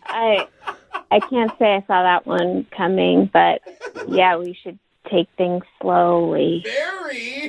That's slow. It's mixed though, right, Meg? Because part of that really scary. Another part of that kind of sexy for some reason. Some girls want to date El Chapo. It's a lot of things at one time. That's for sure. That's what I'm saying. So as you were saying before, you can handle anything if you can accept this. Are you really interested? Well, we could probably talk again, and it's nice to not feel as bad about the street quiche. Oh, yeah, I forgot about it. So, Meg, are you getting cold feet about this now? No, he's still the same person I talked to at urgent care. It's just more information. Sound nervous. But you know what, though? You're starting possibly a relationship in very open, honest way. Right, and his credit is great. So why do you keep going back to the credit? Why are we focusing on that was her thing. I don't know. She was obviously concerned about it before. She doesn't care. Meg, I'm free on Friday. What do you say? Free from prison. Free in general. Well, I'll look at my calendar. Well, hold on, Meg. You can't give your answer yet because if he's free on Friday and you agree, we'll actually pay for this date. Yeah. We will pay for you to go out with the ex-cartel member. Well, I still have to go look at my calendar. What? Oh, no. Dude, do not say no to the cartel, man. Yeah, There's I know. movies about that. He's got the hookups in Cancun. You do not want to miss out on this. Yeah, I knew I screwed up. You tell somebody once you're with the cartel and they just blow you off. Words to live by. Yeah. But Sergey, thanks for being a good sport. Meg, come on. He's been through a lot between the cartel and the quiche. Yeah. Will you give him one more shot? It might work again, but I do need to check my calendar, and that's the final answer. Ouch. Yep. All right. There we go. Thank you. Oh, man, I'm so sorry. Sometimes finding somebody to date doesn't have to be a big complicated process. Okay. You know, with swipes and clever pickup lines and DMs and MDs. Sometimes all it takes is one common interest to bond you. Okay, that's cool. You know, like, hey, you like Go-Gurts? I like Go-Gurts too. It's getting hot in here. Deep. I mean, Maybe we should do some Activia in the bedroom. Activia. You know what I'm saying? Isn't that the Man. digestion? Your probiotic health is sexy. There it is, probiotic. And that's how babies are made. It's also how one of our listeners met their date through just one common interest. Her name is Megan. Okay. Go-Gurts? What's up, Megan? Hi. You and this guy do a little late night yo play? You know what I'm saying? It was all a setup for yo Oh play. my God, I can never believe that again. The same. Yeah? Okay. Shut up. I'm sorry, Megan. I'm having too much fun. Tell us about the guy that you met. Oh, man, that was amazing. What's his name?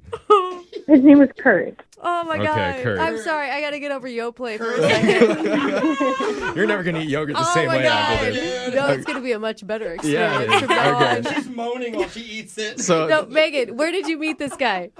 Online. We were both chatting in this Facebook group of this local band that we both like. Oh, okay. Oh, that's your shared interest is the local band. Yeah, no Go-Gurt. No Go-Gurt. Oh, okay. That comes later in Yeah, the yeah. relationship. Okay, this Yeah. is cool, though. So you guys started messaging on Facebook on the band fan page.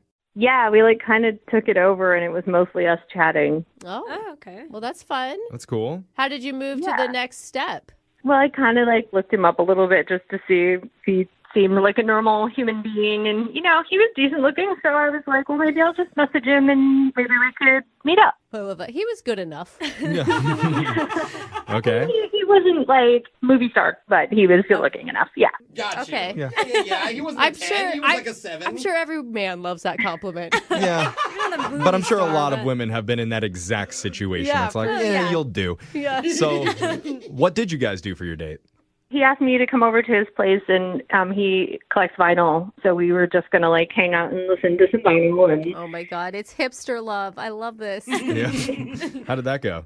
it went well. I mean, he has a lot of vinyl. We had some drinks. I might have drank a little too much, maybe, but Now you're speaking Brooke's language. She's like, I don't remember the rest of it, but I remember the drinks. Yeah.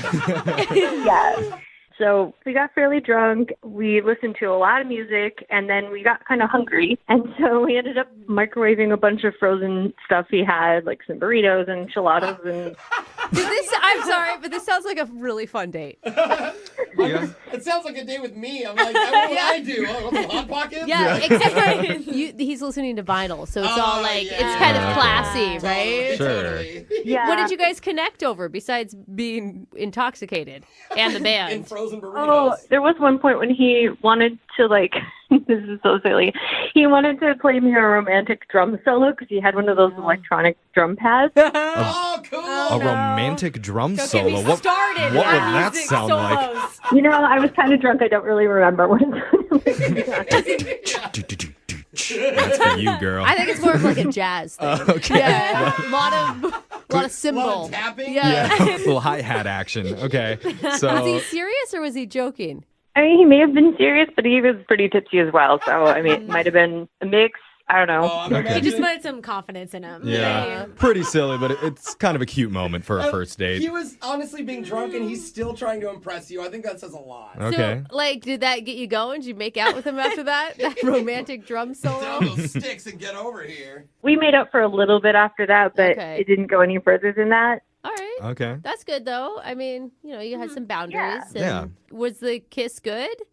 I think so. I mean, again, I was drinking, so. I'm not sure if I kissed him or if it was just the lampshade, but either way, pretty good. How did the night end?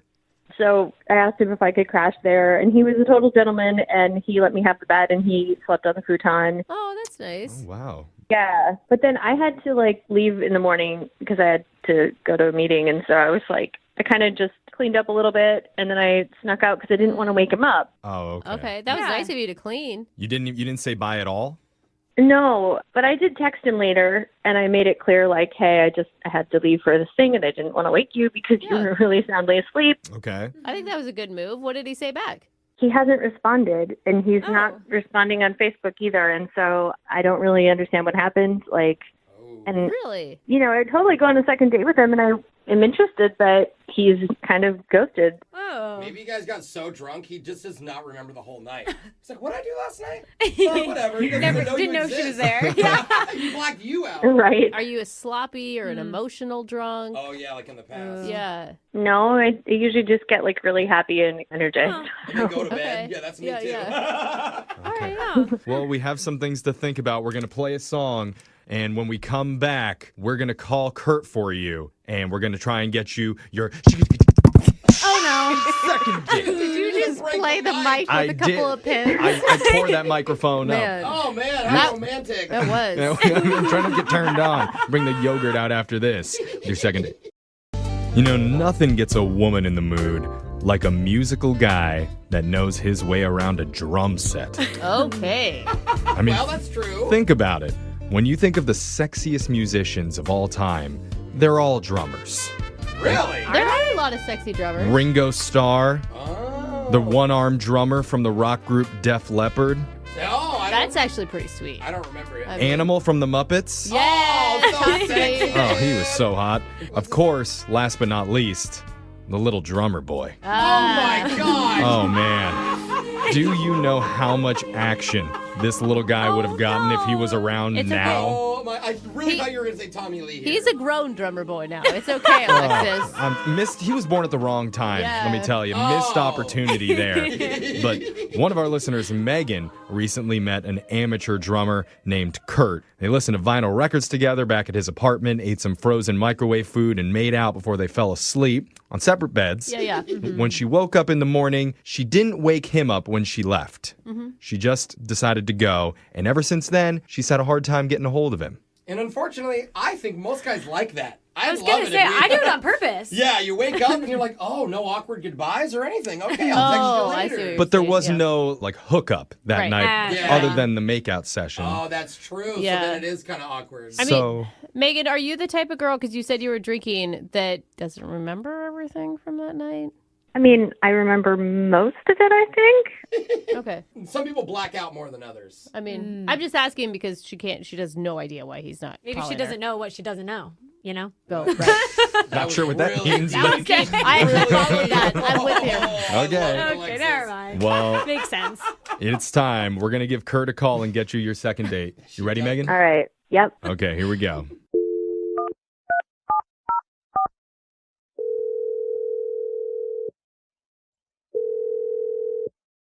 Hello? Hi, I'm looking for Kurt. Yeah, who's calling? Hey, Kurt, my name's Jeffrey from the radio show Brooke and Jeffrey in the Morning. What? You're calling from a radio show? Yes, a real-life radio celebrity has reached out to you because I want to talk to you. That's so weird. Yeah. When he said it like that, it was really strange. I thought that was pretty smooth. It wasn't. If I do say so. No. Okay. Yeah. Well, Kurt, the reason why I'm calling is because we're doing a segment called A Second Date. Have you ever heard of that before? No, I have not. Okay.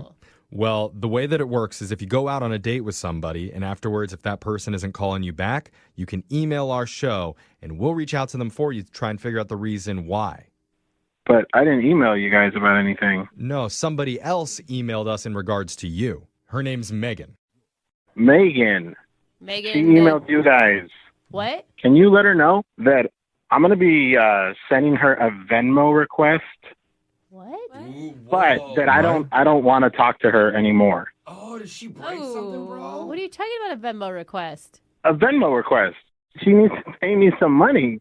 Okay, Kurt, I mean, slow down a little bit. I don't know what you're talking about. Can I just tell you what we know on our end? Yeah, I mean, what did the email say, or what did she say that happened? When we spoke to her, she said that you guys hung out at your apartment, you listened to some music together, drank, ate some frozen foods. Okay. And she went to bed, and when she woke up in the morning, she just left without saying anything. She didn't mention anything about breaking anything in the apartment or... Yeah, she snuck away from the problem. I mean, what's the problem that you're talking about? What, you liked her, right?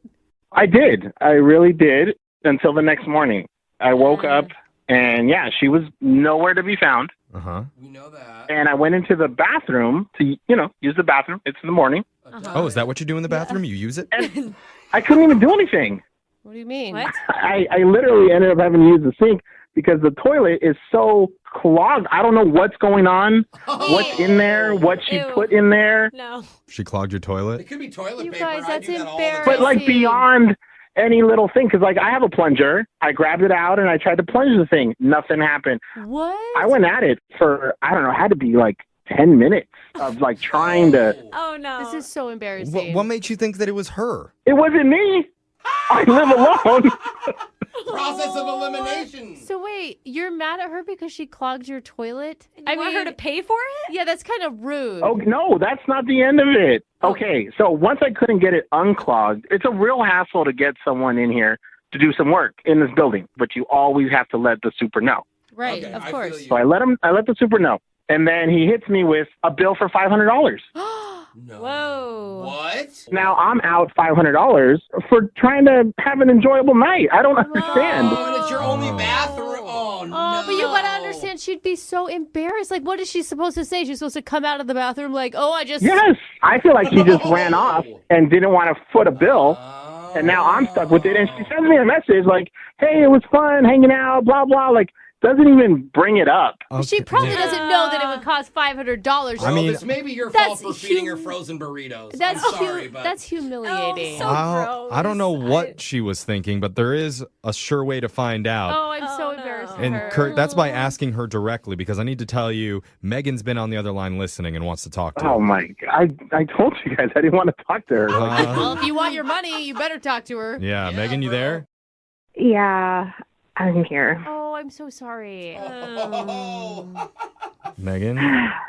I'm sorry. This is so embarrassing, guys. I feel so hey, bad. everybody poops. We've all read the book. Oh, it's I nothing hate to talking be about embarrassed this. about. Don't even say it, though. It's a first date. Like, are you sure you need that $500? Do I need the $500?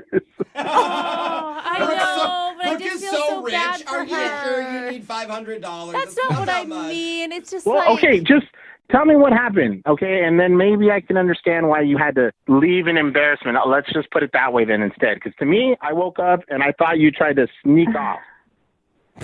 Yeah, so I was at one point fairly drunk. And I remember I went in the bathroom, and you know when you're drunk and you do something because you think it'll work, and then it just gets worse and worse and worse, and that's what happened. Like, so I had a part of a burrito in my hand, and I went in the bathroom, and then I didn't want to set it anywhere, and then I tripped on the rug, and it fell in the toilet. Are you saying that you put a burrito in the toilet? Is that what you just said? I thought it would be fine, though, after I used it, because I still had to go to the bathroom, so I was like, it'll flush after I use the toilet. It's fine. You tried to flush a burrito? Wait, there was a burrito in the toilet. I didn't want to reach in there either. I don't blame you. Yeah, that's fair. And I didn't see the plunger, so I had a roll of Mentos in my purse. What? So I used those to try to push it. What the? You dumped Mentos into the toilet to push the burrito out? Or did you use it like a stick?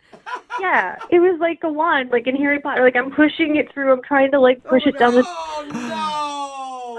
Okay, so now there's a burrito and Mentos lodged in the toilet. Oh, no. Did you leave at that point? I couldn't. I felt horrible. So, and I was just panicking. I just kept trying other things. What else could you possibly do? What else did his house? What did you What'd you shove in there next? There was water, but there was only a little bit of water, so I thought maybe some shampoo would help ease it. So I squeezed a bunch of shampoo in there. Like conditioner, like slick it down so we could just lubricate that burrito so it'll shoot out. I see the logic. I see the my drunken God. logic. It was just a total mess. I don't think I should talk about it anymore. Oh my God, Kurt. Kurt, you know she's not making this up. There are way too many details. But This is at this point, embarrassing. I can see why you want the $500. Really? See, I think this is better than what we thought it was. It's less embarrassing. I mean, yeah. I'm glad that you guys can laugh about it. I mean, Kurt, you got to think, like a toilet Mentos burrito, that's better than some actual burritos that they sell at fast food places. So I'm so sorry. I am not as angry. And well, Look at you're laughing. Look at that, Kurt. I feel a little bad. Like, I couldn't imagine if that was me, what I would do. I mean, I'd probably just tell the person, but, you know, if you're drunk, and we were drunk. Yeah, you're just freaking out. Will you, like, help him pay the bill or anything? well, if you're willing to pay his bill, then we will be willing to pay your bill Ooh, I like that, on Jeff. your next date because we'd like to send you out one more time and we'll pay for it. Okay. Well, obviously you're into it. I'm not asking you. I'm asking Kurt. Okay. Kurt, She goes, I what do you forgive say? myself. If she pays you back the $500 for the plumbing. Look, she doesn't even have to pay back a whole amount. If she gave half, I'd be happy with that. And I feel really bad. And obviously, if she felt good enough to talk about all this and email you guys, I mean, I think that's fine. Okay, so that's a yes. Yeah, just not at my house. Well, congratulations. I think I know exactly why the girl on the phone for a second date today isn't getting a call back. Okay. It's because she moved way too quick. Yep. Okay. I read her email. It says she met a guy on a dating app. Uh-huh. And get this, she talked to him for 2 months and then they went out on a date. Oh my gosh, that's a Way long too play. quick, Mel. Yeah, sorry, Mel. What are you thinking? Are you making fun of me for taking it slow? No, I'm saying whatever happened to the 7-month rule? Like standard. I know. It seems crazy that it took us that long. Why did it take 2 months to go out with this guy? Are you that cautious? No, I mean, it's just kind of timing and everything. Because, like, Okay. at first, you know how when you're on those apps, like, you meet, like, 8 million different people. So at first, it was, like, the little high. It's, you know, over the next couple of weeks, it slowly kind of ramped up. Then we were starting to, like, get a little flirty, have a little fun. I mean, it was all G-rated, but we were texting constantly. You know, it was kind of back and forth. And at work, when you're, you know, sneaking peeks at your phone, you heard the little ding and you're all excited. So, Oh, Mel. Is this normally how you do it with dates? It takes you this long? No. This was just a cool situation, kind of, that we were actually taking a little time to get to know each other. And Yeah, it sounds like you guys actually got to know each other better than I know anybody in my life. 2 months texting back and forth, and then you guys actually went out. What did you guys do when you finally met up? we just met for drinks, and we just kind of clicked right off the bat. I mean, I was laughing so hard. My face was hurting. You know how when your cheeks start to hurt because you're having so much fun? And you sound like you're a hard person to get to laugh, so I imagine he was really hysterical.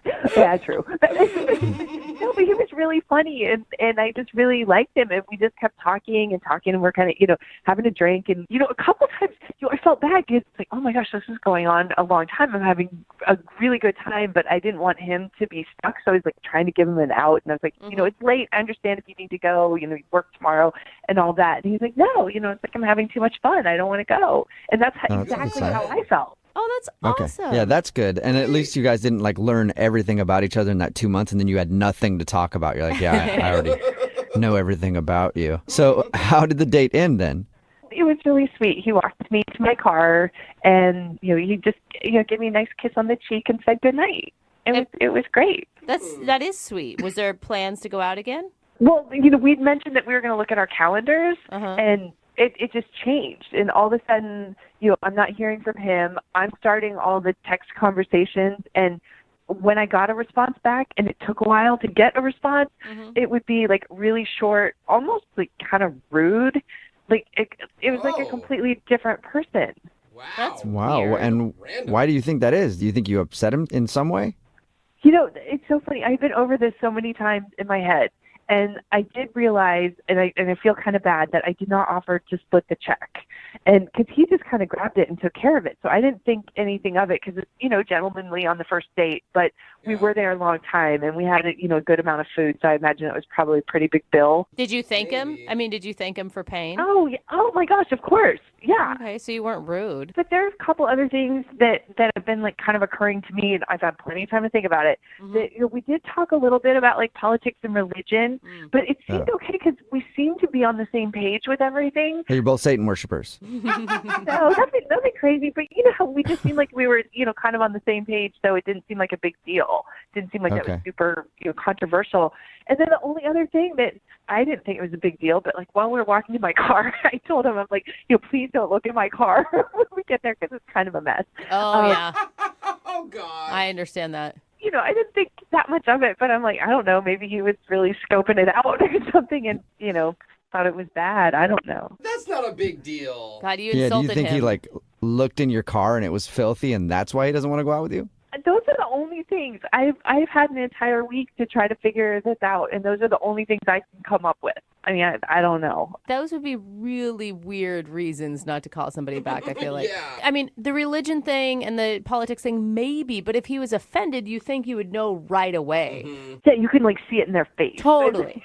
Totally. Okay. How All right. Well, disappointing to go from, like, such a high to such a low. Oh, it's killing me. It's absolutely killing me. That's why that's why I'm talking to you guys. I need help. okay. Well, we'll play a song, come back, and then call him and get your second date, okay? Thank you so much. I really need this. We'll get to it in about 2 months. How about that? Right in the middle of a second date, and if you're just tuning in, Mel is on the phone, and she wants to call a dude named Evan. Apparently, they had a great date. They actually talked online for 2 months before they even went out, and then when they had their date, something went horribly wrong. Because Mel had something in her car. Something that she didn't want anybody to know about. And unfortunately, she thinks that might be one of the reasons that he's not calling her back. Because at the end of the date, everything was going fine and they walked out and she said, "Don't look in my car." And she thinks maybe he looked. And Mel, I don't know what you had in your car, but I'm thinking you shouldn't have drawn attention to what was in there. Okay, you're probably right. But I mean, it wasn't that bad. It's just I had a lot of stuff in there. Is it a lot of stuff like your gym bag and your work stuff, or is it like a lot of old food wrappers and dirty? Well, it's mostly like the gym bag and stuff, but there might be a couple bags of food. Okay. But it's not like a big deal. I mean, I could clean it out in just a couple minutes. I just didn't have time to do it before I drove there. Are you sure there's no bodies of former boyfriends in there? No, I'm pretty sure. You probably don't even know underneath all the other stuff. Okay. Pretty messy. One of those guys could have gotten lost somewhere. Well, we're about to call Evan and get him on the phone and find out why he's not calling you back. Do you have any last words before we make the phone call? I just really hoping that there's like a good reason, and maybe it's something really simple that can be solved. Because I can't tell you, I've been so happy and just felt so good at the end of our date. I'm just kind of baffled by all Oh, that. man. I'm nervous, and now I'm going to be really sad for you if this doesn't work out. I'm going to be sad too. All right, well, on that note, I'll dial the phone number and get him on the phone and see what he has to say. You ready? Yeah, let's do it. Okay, here we go.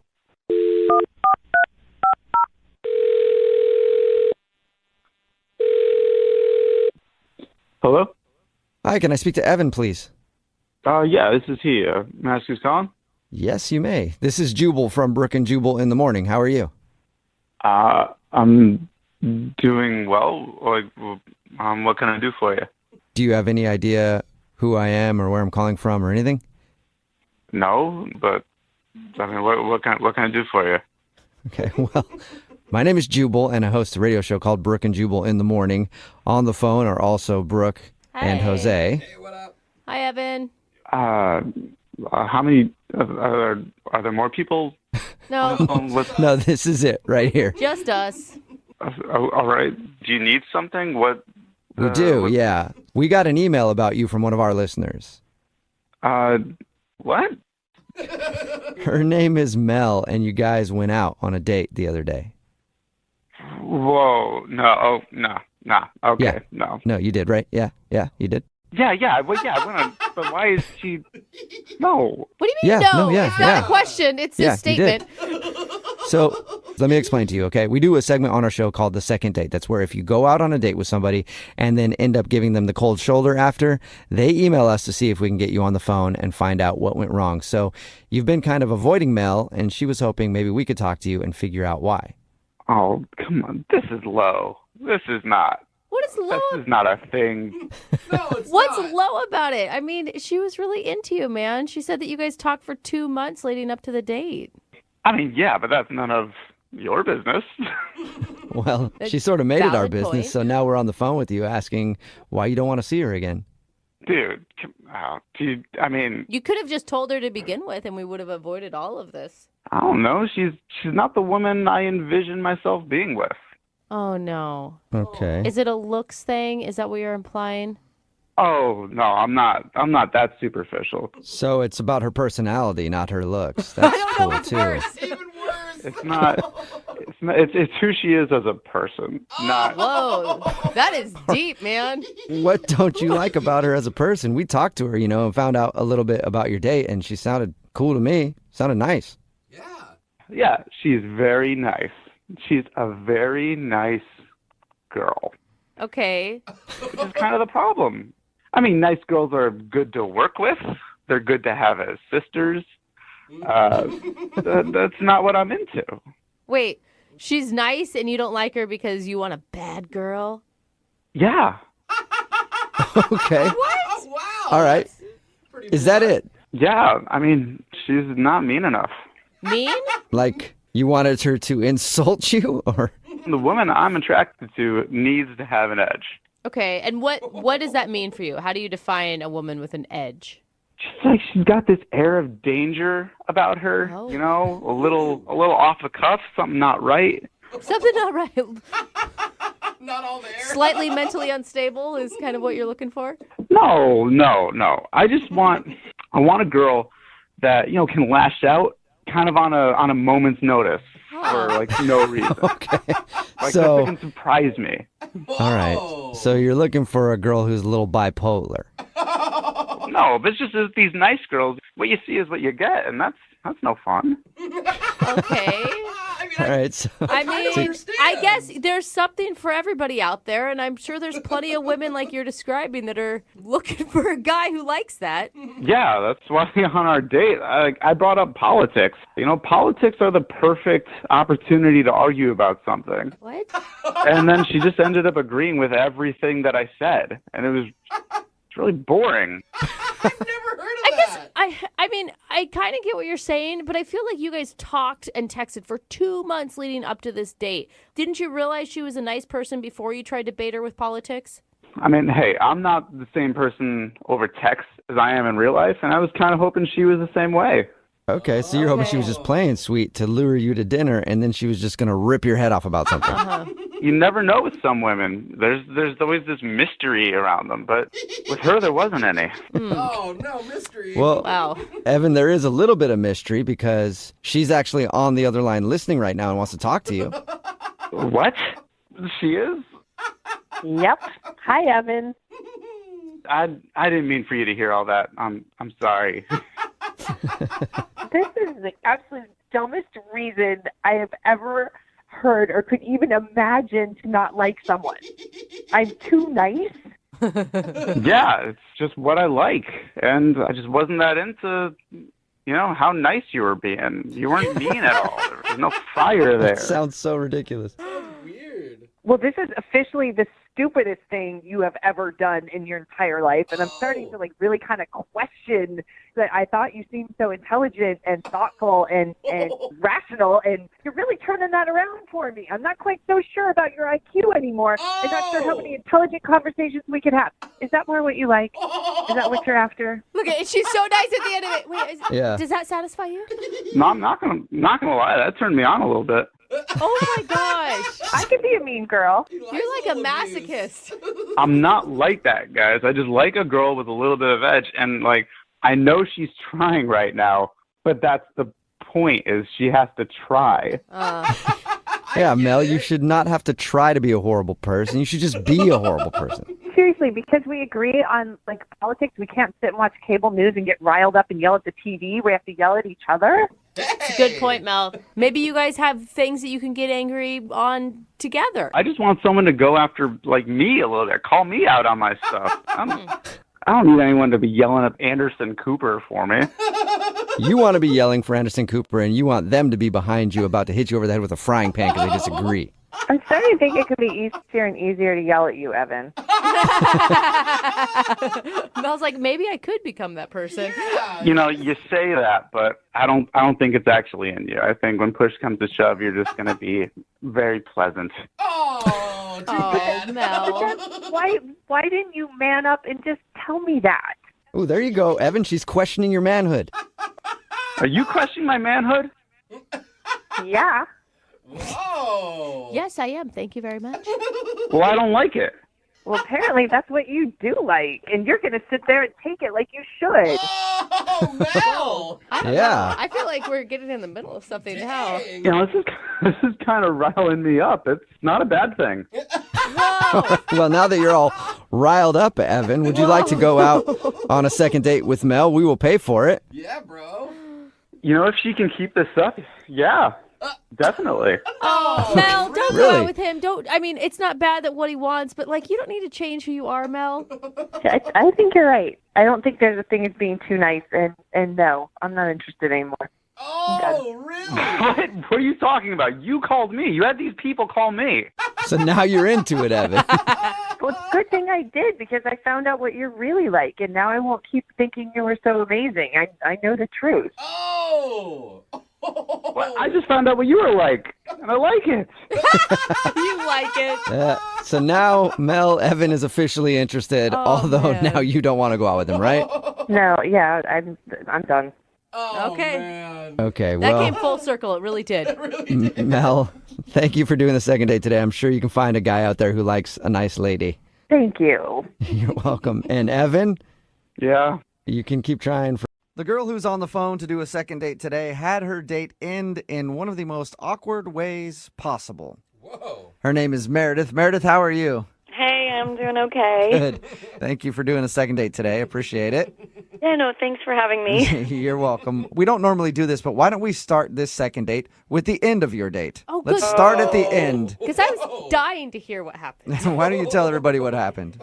Oh, it ended with a hug. Right? Ouch. That's not that bad. But that's What's not wrong with the that? worst part. Oh, that's not it? What happened before the hug? Okay, so keep in mind that we spent almost 3 hours together. Okay. And he said, it was nice meeting you, but the entire time of our date, you've actually been calling me Matt, but it's actually Mike. So you were calling him the wrong name the whole evening. Yeah, but he didn't correct me, you know? I think that's on him. Yeah, I mean, how am I supposed to know? I heard it incorrectly, and he never once tried to correct me again, so I had no idea. He did correct you at the end. And what did you say after he said, actually, wait, is his name Matt or Mike? Now I'm confused. I was calling him Matt, but his name is actually Mike. Okay. And what did you say when he corrected you finally at the very end? I was just so embarrassed. And I was just like, I am so sorry. I had no idea. So how did you meet this dude? We met at swing dancing class. Oh. Okay. Okay, so like you- previously or that night? It was literally that day. Like Okay. we did the swing dancing class, and then he asked me to go to the bar right after. Oh, that's good. Because I imagined you having classes with this guy for weeks and weeks and weeks. No. and then- It was the first class. I'd only heard his name when he first introduced himself, or the wrong name. Okay. That makes it a little more excusable then if it's Right. the first night that you met him and you got his name wrong. Not if you guys had known each other for a while. Right. And I assume you thought that the drinks after dancing were going great. Yeah, I was having a really good time, and I thought he was too. I was hoping that, you know, the night would just keep going on. Maybe we could do something after, or, you know, get another drink or something. But he ended up saying that he had to go because he had work the next day. So, I don't know. I thought he was really enjoying himself, so I was a little bit disappointed. Other than the name stuff, what did you like about this guy? Why do you want to do a second date? When I first met him, he just seemed really, like, goofy, and He said something really funny. When I first showed up to class, I looked around and I was the only person who wasn't in a couple. I was the only single person. I mean, I was pretty sure that there'd be other people there, but it was just me and him, so they immediately matched us together. And he cracked a joke. Like, he made me feel less embarrassed, and he was just like, maybe we should just get married and make this less awkward. Whoa. That's a new joke. Yeah, he was really funny. It was just, it made me feel a lot better about taking the class. And, for a guy who has such a great sense of humor, it just seems really weird that would, be the reason that he hasn't texted me back anymore. Was there any other awkward moments that you can think of at all? There was one other, slightly awkward moment. But again, it was, closed with a laugh, you know? Okay, what was it? Midway through or so, I was feeling this connection with him. And, I'd already had a drink, and I'm a lightweight. And I sort of blurted out, oh, my God, you remind me of my dad. Oh. Nobody wants to be reminded of their dad. Oh, man. It was... I feel like that's worse than calling him the wrong name. I mean, can you imagine if he would have said, "Oh, you remind me of my mom"? Oh, gross. But no, I didn't mean it like that. I was like, no, not in that way. You know what I mean? My dad's really funny, and he cracks these jokes. He just reminded me of that, kind of goofball, the way that he cracked jokes. So he had dad humor. That's always a compliment. But, I love my dad's sense of humor, and it was just something that I thought I could connect to him with, another thing. Yeah. But if it's a guy that you're romantically interested in, you might not want to draw that comparison. Okay, it's a good piece of advice. Right. All right, well, we'll play a song, come back, call your sort of dad guy named Mike or Matt or whatever, and get your second date, okay? Hey. We're halfway through the second date, and if you're just joining us, Meredith is on the phone, and Meredith wants to date her dad. Well, oh my God. Kind of. Unfortunately, I think her dad's spoken for, so she wants us to call a guy named Mike today. The reason I say that is because during the date, Meredith laughed and said, "You remind me of my dad." And there was an awkward moment then, and there was also a major awkward moment when at the end of the date, Mike said, "Hey, by the way, you've been calling me Matt all night." And then they shared a hug, and he walked out of her life forever. Oh my gosh. Okay, Meredith, we're about to call Mike and see why he's not calling you back, even though we think we might know the answer. I feel horrible that happened, but we had such a good chemistry together. Yeah, but listening to that recap, don't you even feel like you totally ruined that date? Not totally. I mean, under the circumstances, it wasn't the worst thing that could happen. Yeah. You just told him that you remind him of your dad. That's all. I mean, you could have said it while you guys were naked in bed together, and that would have been worse. You're right. Oh, God. You knew it was the sense of humor. I explained, All right, I'm going to dial his phone number right now, okay? Oh, God, I'm nervous.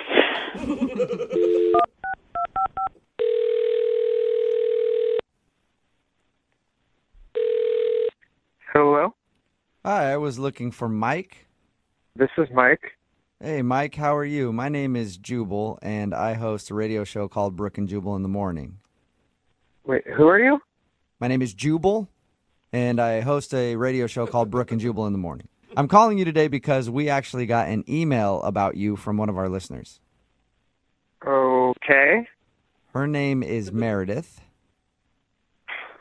Oh, my God. And you met Meredith at a swing dancing class, and then you guys went out for drinks after. Yes, that happened. Okay, that is confirmed. Good. Okay. I'm glad we got that out of the way. We're all on the same page. Well, Meredith is wondering why you're not giving her a call back after your date. Really? Yeah. So she asked us if we could get you on the phone and figure out if she did something wrong. All right. All right. Well. All right. What? All right, you can tell us what happened, or? Is this whole thing just a joke? No, it's not at all. It's a segment we do on our show called The Second Date. That's why I'm calling you today. I'm wondering if Meredith did something wrong on your date. I don't know. Not really. I just don't think we're a great match. Is it because she called you Matt instead of Mike the entire time? How do you know that? Oh, because we talked to Meredith about your date, and she told us everything that happened. She also said that there was one awkward moment where she kind of compared you to her dad, and she thought maybe that was the reason that you didn't want to go out with her again. That's what I think. Yeah, that was definitely a little weird. Yeah. Well, I mean, a lot of people like their parents, so that was probably. Well, I mean, just in general, that was maybe a compliment. Mike, you ever think about that? It's a weird thing to say. So was that it? Is it those two things then, calling you the wrong name and comparing you to the dad? Those are pretty big things. It was that and something else. Well, what else was there? Even more? I don't know. She just like kind of ticked off a pet peeve. It's like, it's more me than it is her. It's like it's not her fault. She's a sweet girl. That's like the worst breakup line ever, though. It's me. It's not you. What is it? She was doing this weird thing when we were at the bar, and maybe she was doing it all night, but I only noticed when we got to the bar. But I was telling her a story, and she goes, "Oh my God, are you smurfing serious?" Are you Smurfing serious is what she said? Yeah. Like the cartoon show Smurfing? What? Yeah, I guess so. I was just like, what do you mean? She responded by saying, "Your story is forking crazy." Forking? Oh, God. Yeah, she said forking. What? It was like every single time she went to swear, she just replaced it with a nonsense word. You got to give her a break. Like maybe she was just trying to be ladylike or watch her manners on a first date. I guess, but this isn't like the 1950s. It's okay to swear. Was it just that instance, or was it more than that? Yeah, like, I'd be telling her a story, and then she just, like, cut me off and yell something like, "Holy heckle specs." Ooh, wow. She said that? Are we allowed to Jeez. hear this? I don't know. Bleep I don't that think out, we man. can air that on the radio. That's edgy stuff. Cheese and rice. Goodness gracious, Mike. Poor thing. I think she sounds kind of cute. Hey, Mike, I do need to let you know that she's actually on the other line right now listening and wants to talk to you.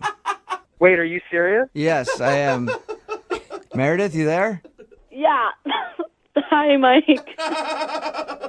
This is pretty weird. Yeah.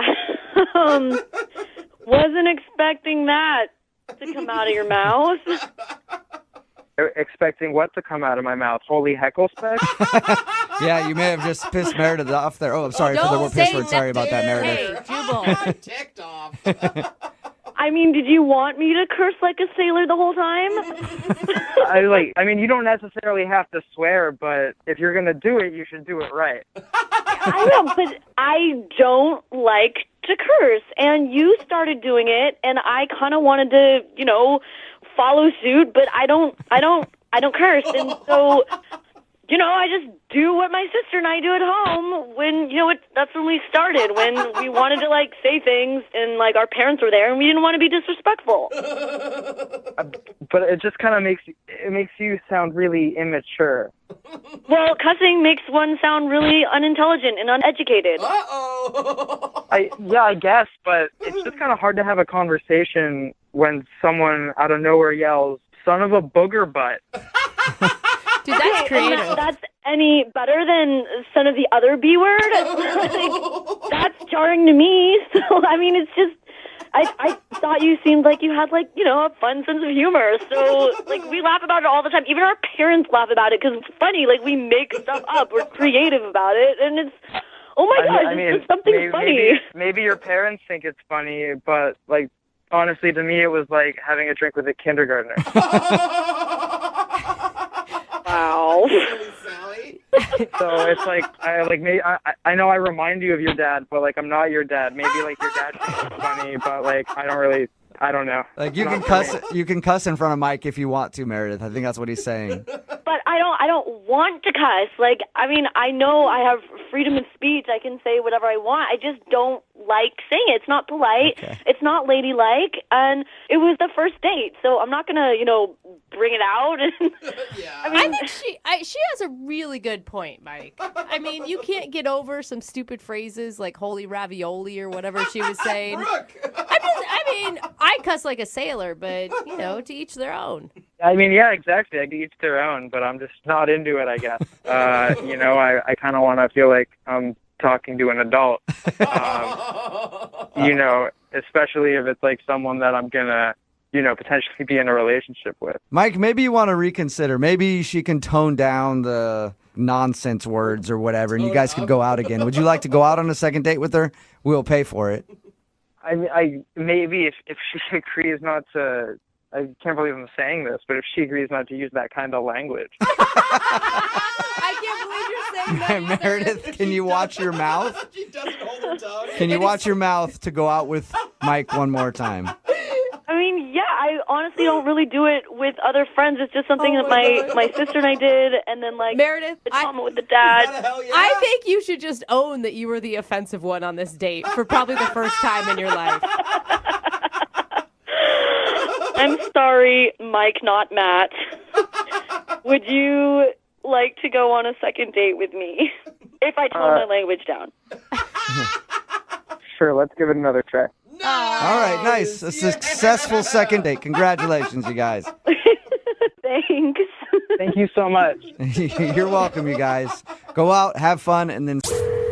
Brooke and Jubal's second date update. It always sucks when you meet somebody and you hit it off, like texting back and forth. Everything seems cool, and then they just sort of fade away. And you're like, what did I do wrong? Yeah. Did I meet somebody else? Did I say something weird? And you like check your text over and over again. You're like, oh my God, I put ... when I should have put a comma.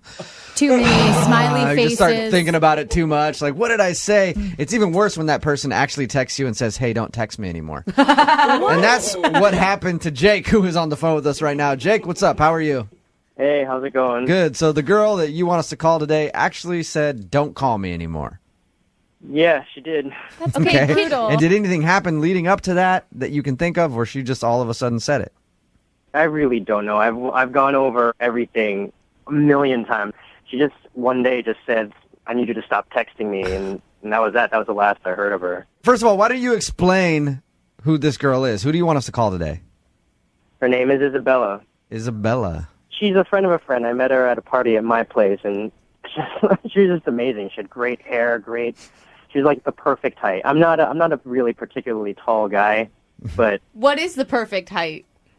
I like women who are a little on the short side, like 5 foot, 5'1", something like that. And Yeah. she was right there. If you're a short dude, most of the time you like somebody who's smaller than you. Me, I personally like women who are taller than me because I think it's funny when they have to bend down to kiss me, but that's just me. So you met her at your house at a party. You hung out that night. Yeah, she came in with a bunch of my friends, and I immediately just made a beeline for her and just said, I said hi to my friends, and then and I introduced myself, and we just started talking. And were you somewhat sober, or were you guys pretty sloppy by the end of the evening? I wasn't too drunk. I was a little tipsy, but she was pretty drunk at the end of the night. And by the whole night, you mean the whole night? Oh.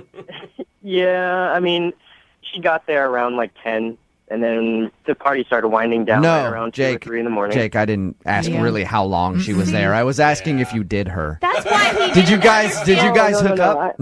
I mean, this is not the kind of girl that would happen with. This is the kind of girl I would take home to my mom. Did she stay at your place? She did, actually. She asked if she could crash in my apartment. So I set up my couch, asked her, here's my couch. You can have a blanket, and here's a pillow. And I've asked her if she wanted anything else, but she said she wanted to, if it was possible, to sleep in my room, in my bed with me. Oh. Nice. And you, of course, said yes to that. Well, yeah. And nothing happened between you two? Nothing really. I mean, we just ended up kind of cuddling a little bit, and we kissed a little bit, but that was it. Nothing ever happened. I have nothing but respect for this woman. She's perfect. So she obviously liked you enough to follow up with you after that night. How did your text conversations go? Like before she stopped talking to you? Well, at first they were nice. We just talked about stuff we talked about that night and here and there. And then over time, as we text each other a little bit more after a few days, she just started not texting as much. And then they started feeling a little cold. Mm-hmm. And then she just said, I need you to stop texting me. What was the last thing you had sent to her before she cut you off? All I did was ask her if she wanted to hang out this weekend. Ooh. And that's when she said, stop texting me? Yeah. How much were you texting her? I mean, we were texting each other pretty often. I mean, in the beginning, it was maybe once. No, Jake, I didn't ask how much you were texting each other. How much were you texting her? A lot. Let's just say I was texting her a lot. All right. Do you think it's too much, or do you think there's anything that you said in any of your text messages? I guarantee you've read over all of them by now if you're wondering why she told you to stop texting her. I didn't say anything offensive. I didn't say anything that could be even remotely controversial. So I don't know. I really don't know. I mean... And there's no interaction you've had outside of texting? Like, say, on Facebook, you don't have anything super offensive up there that she could have disliked? No. I really don't think I do anything wrong. I mean, I listen to you guys all the time. I know what people have done wrong in the past. I'm not the kind of guy that does that stuff. You're not withholding any weird information from us, are you? Because that's usually what happens. Okay. You sound like just a generally nice guy. Maybe because I'm thinking about it too much, but maybe that's it. You know, the whole... Because I couldn't... Throughout the night, I just couldn't say no to her. I brought her drinks. I just brought things over to her. I just said pretty much yes to everything. Yes, you can stay at my place. Yes, you can stay in my bed. A little bit of a doormat, you think? Maybe, yeah. Yeah. The next time, offer to get her a drink. Go get it for her and then drink it right in front of her. Or spill and then go it say, on hey, her. it's pretty good. You might want to go get your own. All right, man. We're going to play a song, come back, see if we can get her on the phone and get your second date update, okay? All right. All right, man. Hang on. Moving 92.5. Brooke and Jubal in the mornings. Second date update. Jake, I think I figured out what your problem is. What's that? Well, you're having problems with a girl named Isabella who you want us to call. You were texting with her a bunch, and then she finally just said, hey, don't text me anymore. Now, I was talking to everybody here off the air kind of about the situation and what they think it could be. Everybody in here thinks you're annoying. And I personally don't feel that way. I think you sound like a nice guy to me, but Don't listen I mean, to him, they say Jake. you might be kind of annoying. Maybe you were kind of annoying to her and texting her too much. I think you're a great guy. I don't think you're annoying at all. Thank you. You're welcome. But do you think that's a possibility, though? Do you think that maybe you just texted her too much after you met her and she finally was like, okay, this guy's a little overboard? Right. That is possible. Okay. God, you're a nice guy. If she does end up saying something that's mean, just, don't let it crush you too much, okay, Jake? All right. Just prepare. All right, I'm going to dial the phone over right now, see if we can get her on the phone, okay? Okay. All right, here we go.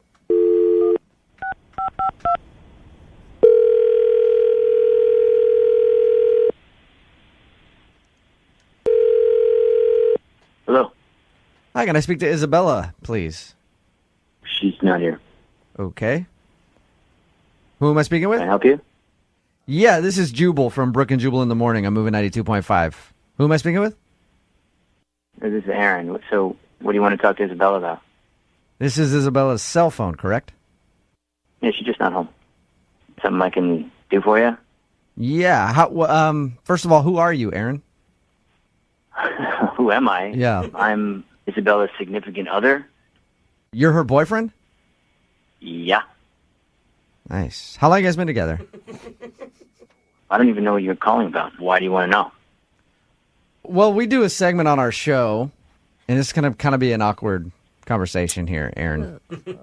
We do a segment on our show called the Second Date Update. Uh-huh. And that's where if a listener of ours goes out on a date with somebody and ends up getting blown off, we get an email from them asking if we can call that person and ask why. So somebody sent us an email about Isabella. That doesn't even make sense. How long have someone... you... Yeah, somebody recently met Isabella and has been texting with her and thought that everything was going well. And then Isabella kind of stopped responding to him and told them not to text anymore. And they were hoping to get a second date. Are you in person? We're together. So there's no way she's going out on a date with someone else, Yeah, right. No. especially not recently. Hey, Aaron, I don't want to try to blow up her spot. Like, might not be a bad thing. How long have you guys been together? Because it could be that she just recently met a guy or whatever. No, it's not even possible. We've been together for a long time, on and off. So maybe during one of those off periods, something could have happened. But even that seems unlikely. I know this is probably a hard phone call to take and to hear. Not hard to hear because it doesn't make sense. It's not even possible. Aaron, a guy emailed us, and he's been texting with Isabella. They met at a party a few weeks ago, hung out, had a good time.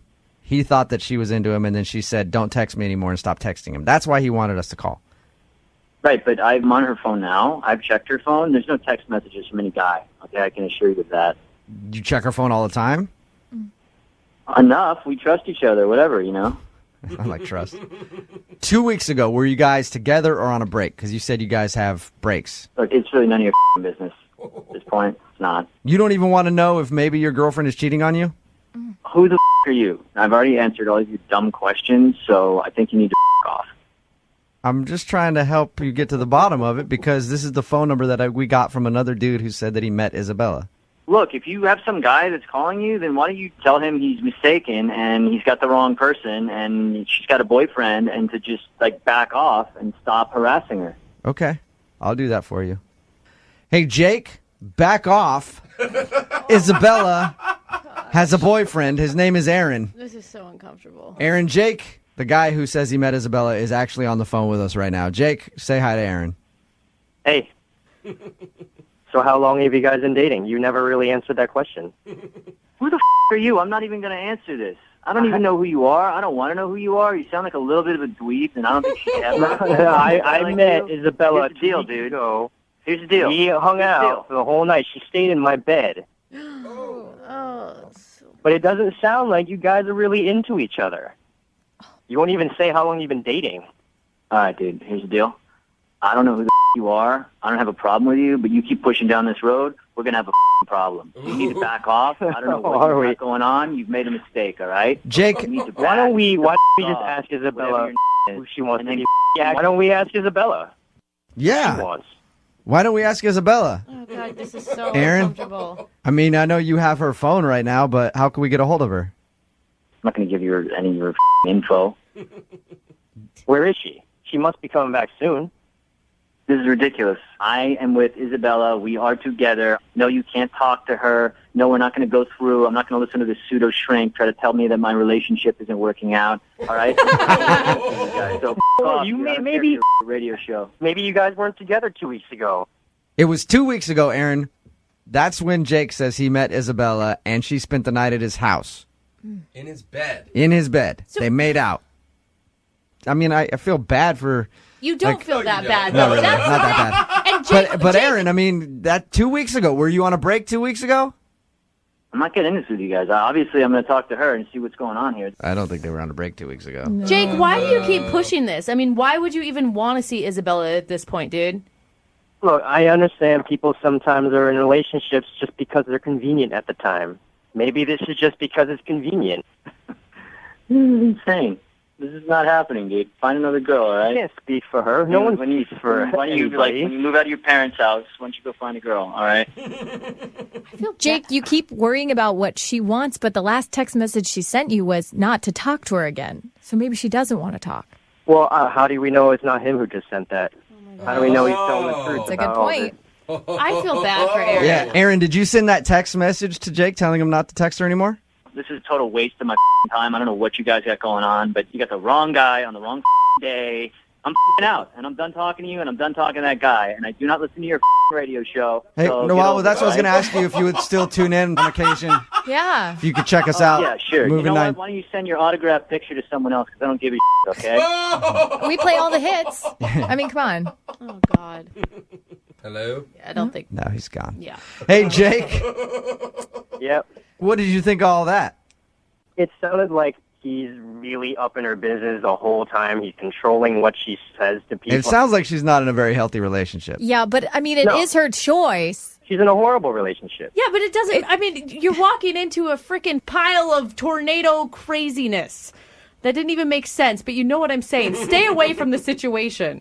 Well, maybe that's why I should talk to her. Maybe she needs help. I mean, she sounds like she's trapped with this crazy guy. Yes. It sounds like trash. She probably doesn't have a job. Yeah. But he's controlling her. Yeah, I mean, so you feel like you want to rescue her from No, this? Jake.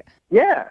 I want to help her. She sounds like she needs help. All right, well, good luck in your quest, Jake. Oh, God. And as I always do at the end of Second Date Updates, I have to ask, I would love to send you out on a date by yourself, because Isabella has a boyfriend and currently won't do that with you.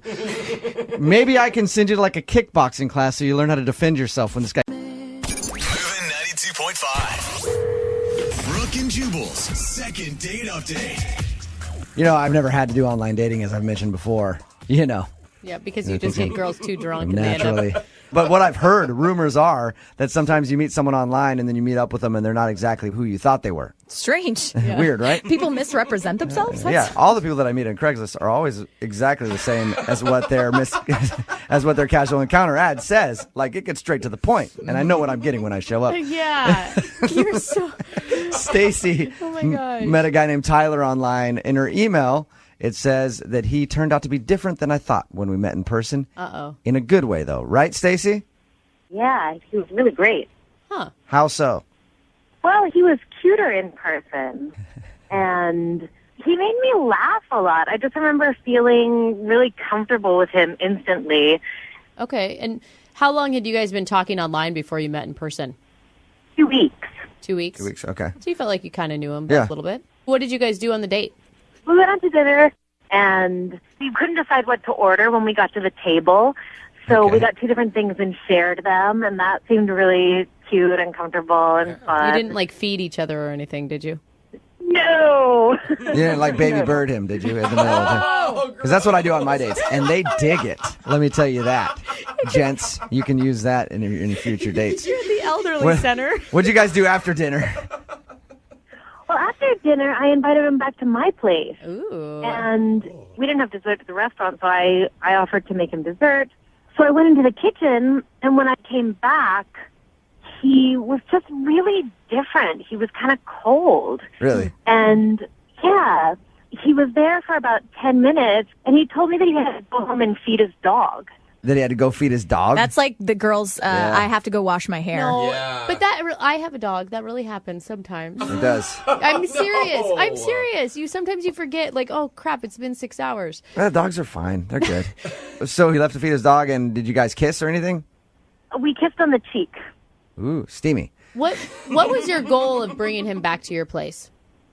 I didn't want it to go too far because I like to take it a little slow myself. Mm-hmm. But, I was really having a great time with him, and kind of wanted to see how he would feel in my space, have some dessert. Right. You just get him into your space and see how everything works. I get it. He's not a sofa. Stacey, do you think that, maybe he got the wrong impression by you inviting him back? That you wanted to do more than just spend time together? I don't think so, because he was really into it. And it wasn't until I left him alone into the kitchen that his energy changed. Do you have anything weird in your place that he could have seen? I don't think so. Come on, we have heard some weird stuff like feces on a wall, samurai swords, Justin Bieber posters. We've done a lot of these second dates. I mean, I have some seashell art, but I don't think that would be so off-putting that he would leave. Yeah, I don't think He's just mad about that. This is disgusting. I hate the beach. Yeah. I have to go to the Museum of Modern Art just to cleanse myself of your ridiculous tastes. Hopefully that's not it.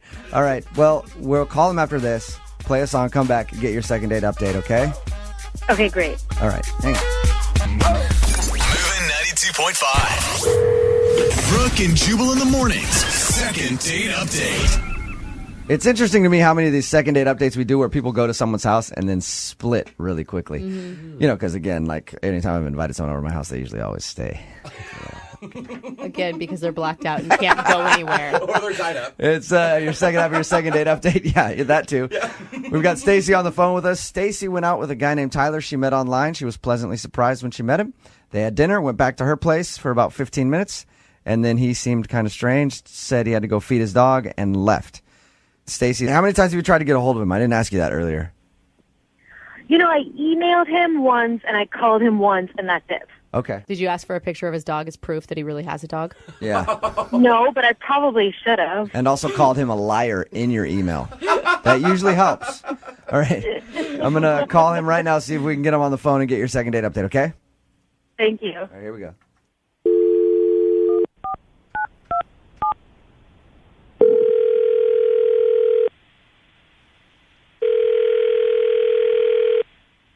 Hello? Hi, can I speak to Tyler, please? Yep, this is him. Hey, dude, how are you? This is Jubal from Brooke and Jubal in the morning. I'm moving 92.5. Hey. What's up?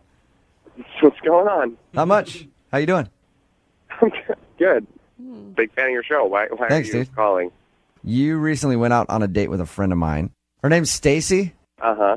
She said you guys had a really good time, but you're not calling her back. Pretty much, I just wanted to call and ask why. Yes. You remember you met her online? I mean, she's cute. She's a cute girl, but she just wasn't what I was expecting. Did she not look like her picture? No, yeah. You sounded a little hesitant there. It's complicated. Is that what it is? Did she not look like her picture? Where her picture's like, I don't know, some people take pictures really close and they don't want to show their whole body. Or use ones from like 4 years ago. She's smoking in the picture. She looks awesome. And then we go to dinner, and I don't know how to say this. Her boobs were weird. What do you mean the boobs were weird? What? She had one really big boob. She had like a bad boob job? And I know women in general, there's like a boob that's bigger. I know that, but this boob was there was considerable difference. Were you? You're talking like A cup to C cup, like A cup on one side. I don't know. It was like A cup to droopy B cup. Okay, you guys, come on. She had a lazy boob. I just like that Brooke and I were confused by this, and that immediately both the men in the room understood, and they were like, "Oh yeah, okay." One of those. We've encountered one better than the other. Well, come on. Why would you go back to somebody's house? Like, what? You're not attracted to one lazy boob? Big deal.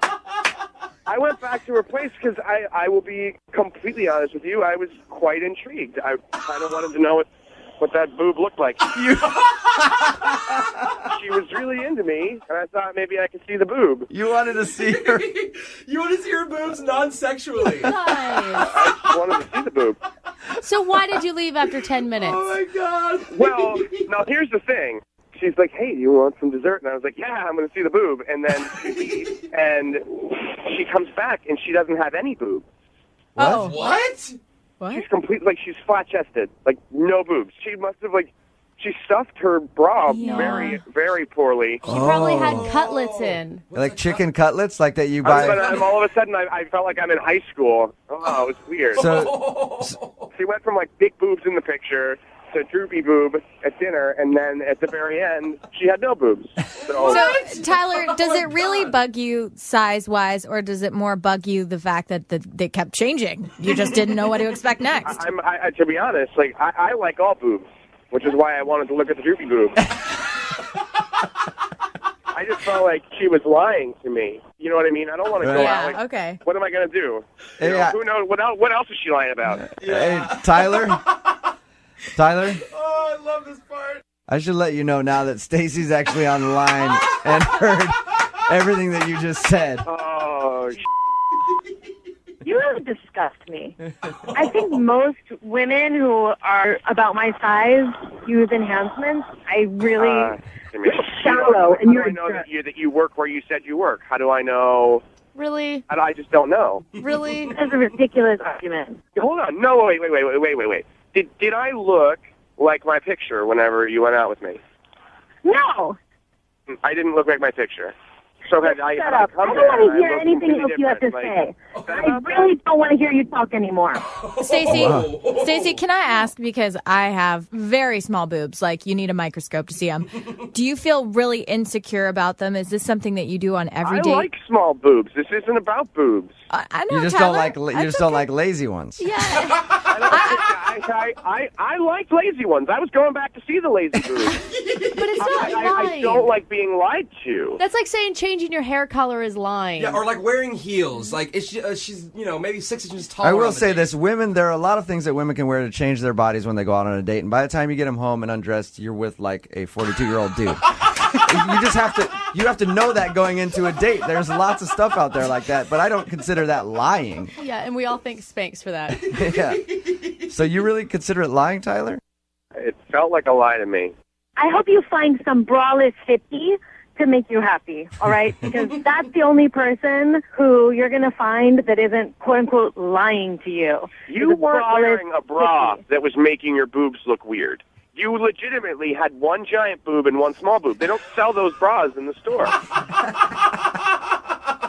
were clearly exaggerating. You're exaggerating. Who is the liar now? And I'm hanging up. I'm done with this. I don't want to hear any more of it. Goodbye. You're not stuffing your bra correctly, and then all of a sudden your boobs disappearing. It's like you're some boob magician, and I don't want to be someone that's gonna lie. Some boob musician. Hey, Tyler.